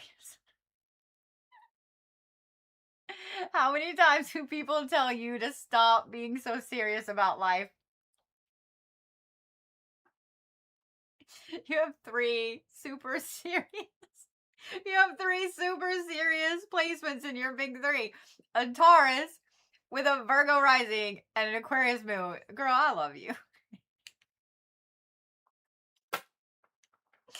I feel your pain. Let me say that. As a Capricorn with a Virgo rising and a Libra moon, I feel your pain. I feel your pain so hard. I feel it. All right. Like, this is making my cheeks hurt. It's so funny. Pluto, retrograde, Virgo in first house. Uranus in retrograde in Libra in the first house.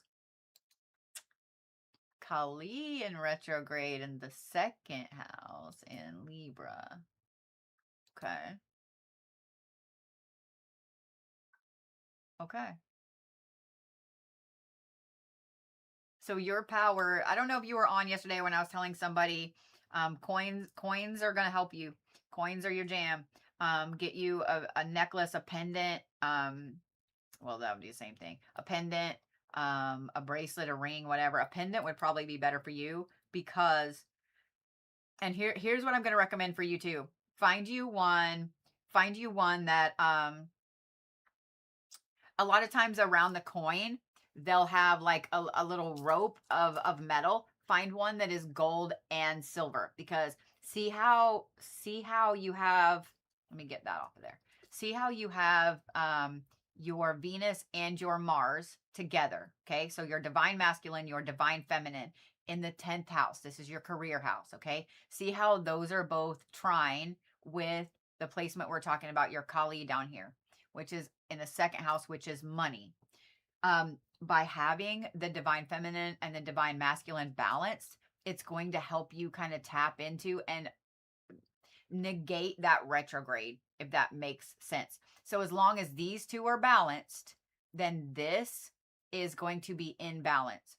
So you're also that person, like I explained to her, or explained to a couple people, you're also that person that you're naturally good at money magic.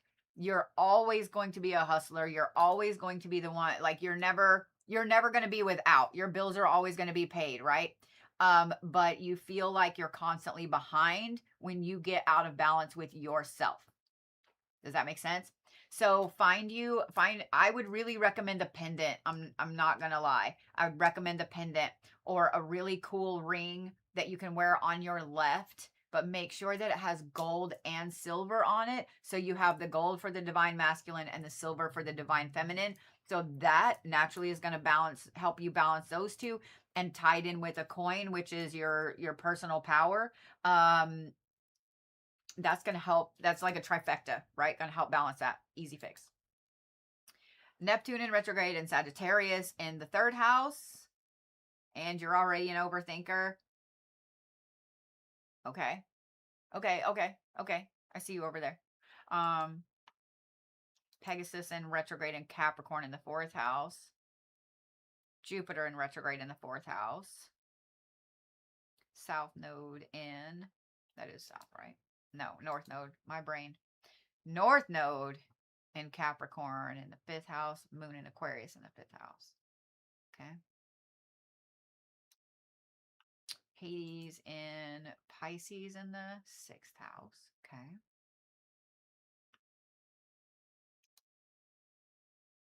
There it is. Dude, your Hecate is tied into so much shit. Hecate in Aries in the 7th house. Notice how this is also tied into both of those, but it's square. So as long as these two are balanced, that's also going to help this. It's going to help where your magic lies. Mercury barely in the 8th house in Aries. Taurus in the 8th house. Saturn in the 9th house in Gemini. Mercury and Venus in Gemini in the 10th house. South node in the 11th house in Cancer. That means this is Psyche.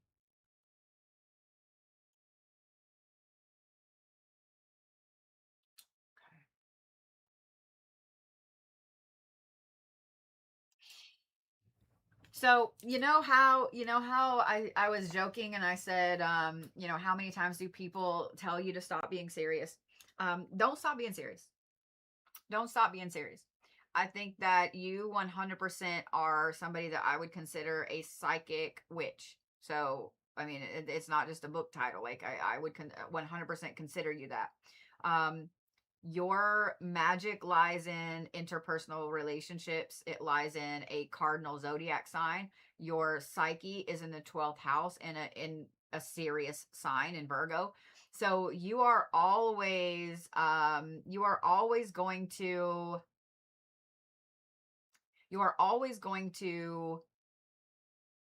have this deep tie with everything that has to do with the mind, with the clairs, with all of those things. I think you would also benefit from the audiobook version of The Psychic Witch just because of the meditation that's in there. The guy that reads it does a really good job reading that meditation out loud and walking you through it as he reads it. But I adore the way that the author, that Matt Aaron, put that together, because it forces you to actively use all of the different clairs at one time, and it's fucking phenomenal. And I think that if you haven't listened to it, I think the first time you listen to it and you realize that you can do all of those things, I think you're going to blow your own mind, and that you're like, holy shit, I can do these things.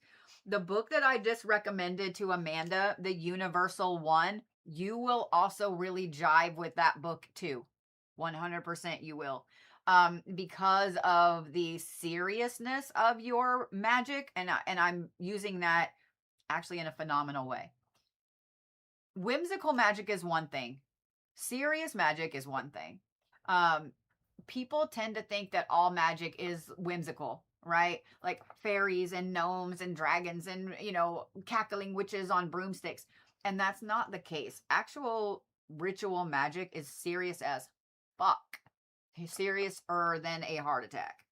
Having your Saturn up there in that 9th house in Gemini, I would say that any type of ritual magic is also going to be your jam. And I'm fixing to give you a list of books for that too. Or I can email them to you, whatever you want to do, because there's one of the ones that I was going to send to Amanda, you would probably really like as well. So I need to send that. I need to email that to you, but that's the one with the big long ass title. It's the one with the big long ass title. Do you want me to just email them to you? Okay, you're recording? Sweet. Okay. So the universal one, that I just spoke about, the magical Greek papyri is also going to be a good one for you. I would highly recommend the Book of the Five Rings. I know that it is a military strategy book, but it is a phenomenal magical strategy book as well. It just is. The book of the Tibetan Book of the Dead would also be a phenomenal one for you. There was one more and it just went out of my brain. Anything with Agrippa, anything with Hermes Trismegistus, the Order of the Golden Dawn, all of those are, there's a ton of things on YouTube about the two men I mentioned. If you don't follow Esoterica, it's a channel on YouTube, Dr. Justin Sledge, you 100% should. He looks at all of these different topics and all of these different things with the occult, with magic, in all different theologies. And I love him because I'm a very serious magic person too. So I love to listen to him just while I'm working or whatever. Also the Kabbalistic magic, you'll jive with that too. You'll jive with that too. Yeah. You'll jive with that too. So it's a long list. But I also feel like seeing some of your big three and seeing some of your placements. I feel like you're kind of like me and you need like 2 or 3 books to be reading at the same time. I always have 2 books that I'm in the middle of reading and then at least an audio book that I listen to. Like, yeah. Yeah. Yeah. So for those of you guys that are in the chat, I do this for a living. This is my job. So I do not look at anybody's chart for free. I just don't. There are plenty of people that'll do that are out there. But I want you to keep in mind you get what you pay for. Those are people that are probably reading it off of AI or fumbling through it because they don't know what they're fucking doing. Yeah. Can you ask about traveling? Absolutely you can. I got sidetracked on all of that. Let me find your Pegasus again. There it is. You're having a problem, aren't you?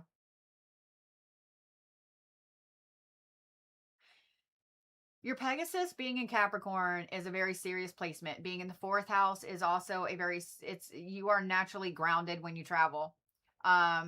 You're told you do, but your dreams are black. Okay. So you just don't remember. Noted. Okay. Okay. Um, you need a lantern. You need a lantern. My advice would be find yourself a totem. First of all, find yourself a totem that's black. I don't care what it is. Go through different things, see what works best for you. You know, is it a dragon? Is it a train? Is it a Ferrari? Is it a cloud? Like whatever. Find yourself a totem that is black, okay? Then you need a lantern. And because you're super serious, I would go with an old school, it's like the box lantern, the metal lantern, right? But find one that you jive with, a style you jive with. You don't have to physically have the lantern. You can literally find a little trinket or a little miniature or something like that to put beside your bed. I think that reading a lot of those books are going to help you a lot with that. A lot. The falling down the rabbit hole on like the tree of life and Kabbalistic magic, I think is going to jive with you and you're going to get a lot of answers there as well. I think when you learn more about your own magic and all of that, all of the seriousness that makes up who you are, I think it's going to give you way more personal power. And when you get more personal power, you're not going to feel as worried about astral travel. The fact that you say that your dreams are black and you wanted specifically to know about that, I think that you just need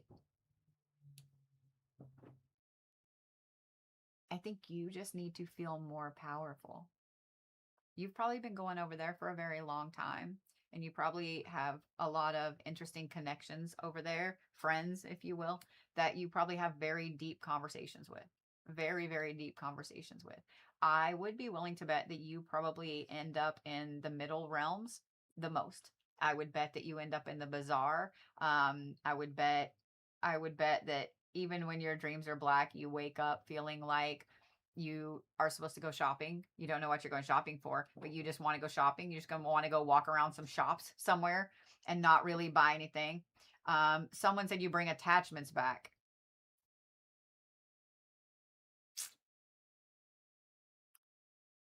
I don't know that I would personally put any weight into that. And here's why. Because if you're going and your dreams are black and you're over there all the time, if you were bringing attachments back, negative ones, you would know. You would know. Trust me, you would know. Going over there and having conversations and having contacts over there brings you back protections. It does. It brings you back a lot of protections because the information that they give you when you're over there is not just. Sometimes is it magical about yourself or about the world or whatever? Yes, but the majority of the time, the beings that are over there, they're just as fascinated about us as we are about them. They want to know as much about here as we want to know about there. And the ones that are going to piggyback over here that are negative, it takes a lot for them to be able to do that. So you have to be in some really, really gnarly fucking places for one to do that. And like I said, 100% girl, you would know. You would know.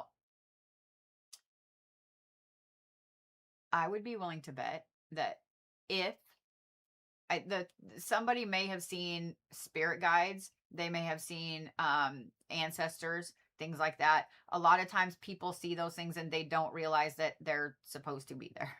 Like they're supposed to be there. We all have ancestors, we all have spirit guides, we all have protectors, we all have those things. And sometimes people see that and they mistake those for, they call them attachments, and technically they are, but is your grandma being attached to you a negative thing? I mean, I guess if she was an ass, yes, but if she's there as a protector, as an ancestor, that's not a negative thing. Your spirit guides are there to literally guide you, but is that how you know what to do without studying? Yes. Yeah, that's exactly how. You're going over there and learning and getting the knowledge and bringing it back here. You just can't remember word for word what it is. But think about it. If you were like Doctor Strange and every night when you went to sleep, you were training, you were learning, you were reading, you had mentors or people that were teaching you, and you're doing that 3 or 4 nights a week, you're going to come back and you're going to automatically just know the shit. I'm just saying, you're just going to know the shit. And the fact that you go over there all the time, that's exactly why. That's exactly why. That's exactly why. So, and I saw your comments about being stressed about being serious and so on. Don't stress about it. Don't stress about it. That's who you are. I mean, that's literally who you are. Let me show you. Serious, serious, serious. Serious, serious. Like if you like there's a good representation, right? 33.3 and 33.3 between earth and air. Sirius is who you are meant to be. It actually makes you a very powerful practitioner because see how your water is the lowest? That means that you work from knowledge, you work from experience, you work from training, from ritual, you don't work from emotion. Doesn't mean you don't have emotions. It just means you don't work from them. And the fact that those are both balanced at 33.3 and then 52% is mutable, which is cleaning up chaos endings. Yeah. Girl, be serious as you want. Be as serious as you want. And the rest, you have a huge chunk of your chart that's cardinal sign. Yeah. Be as serious as you want. It's literally who you are. I think that if you try to change it and you try to be unserious, you try to be whimsical, you're going to be miserable. I think you're going to be miserable. Trying to force yourself to be what you're not. That's like trying to force some whimsical person to be super serious. Just saying. Yeah. Be serious. Be serious. Be super serial. Yeah. I mean, I joke and laugh and I'm goofy and stupid and do all those things, but I mean, I have a fuck ton of Capricorn placements, man. And I'm a Virgo rising. Like I am way more serious than y'all realize. Way more serious. And same, I've gotten grief about it my whole life and I've kind of learned to be a chameleon in a way, If it's a serious conversation, I'm serious as fucking shit. And if it's a goofy conversation, I can totally be goofy. But sometimes I got to force the goof, and sometimes I don't want to. And sometimes as soon as I'm done with the goofy conversation, I walk away. I can drop that mask like that, man. I can. I can drop a mask in a split of a second. Like people that go to events with me or something, they're like, damn, what happened to your face? I'm like, I'm tired of smiling. I'm tired of being whimsical right now. So yeah. So yeah. Yeah, people that grow up with a lot of placements like that, very, very, almost everybody that has an earth sign as a rising sign, Capricorn, Virgo, or Taurus as a rising sign, that is your chart ruler, and you're going to naturally be serious. You just are. You might have some of the most squishy fucking placements that ever existed. So you might be an M&M, a melted M&M. Your candy shell is still really hard, but inside your goo. But you're going to always appear to be more serious. Just like people with a water sign and they're rising, they might have every other placement might be an earth sign, like a very serious sign. But maybe they're a Pisces rising or a Cancer rising or Scorpio rising. And people are always gonna be like, oh my God, you're so emotional. And you're like, I'm literally not. I'm literally not, But yeah. Yeah, girl, don't stress about it. Don't stress about it. It's literally who you are. It's literally who you are. And if people don't like it, then maybe they don't need to talk to you. I don't know. Silence is glorious. Silence is glorious. So, I am gonna get off of here. I will be back on those. That is my list for the soul placements. If y'all didn't get a spot on this list, I'm doing this again on the 4th, which is next Tuesday. So yeah, I'm doing this next Tuesday. Get on that list. I can tell you right now, I already had, let me look. I already had a bunch of people jump on that list. So,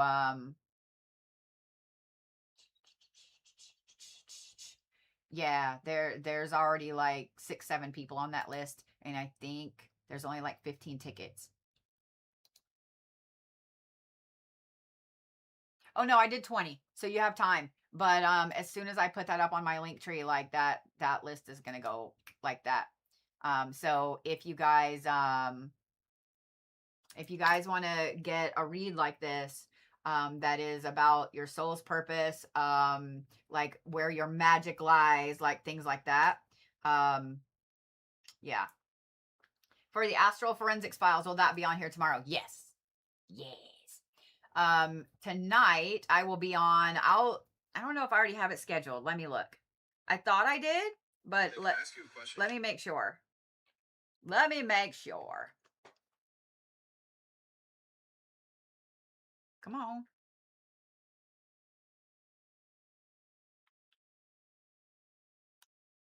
Oh, I don't. Okay, I'll have a live scheduled this afternoon. Probably around 5 or so, I'll be doing the Rebels Oracle. So this is for the full moon, for this Aquarius full moon. Yeah, we're gonna read cards and we're gonna enjoy it. We're gonna have fun. So bring your moon water. And yeah. Here, let me go ahead and do it right now while I'm on there.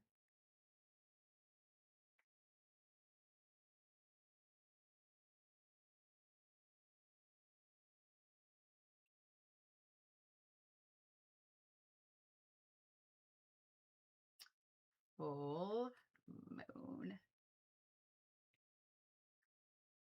So to be today. Today is the 29th. Yes. There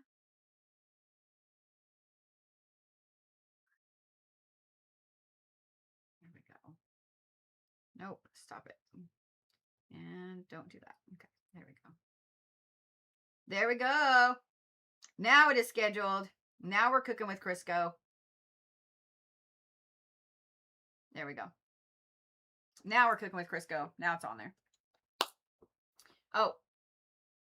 I guess I scheduled it for 6? The fuck? Or you know what? Whatever.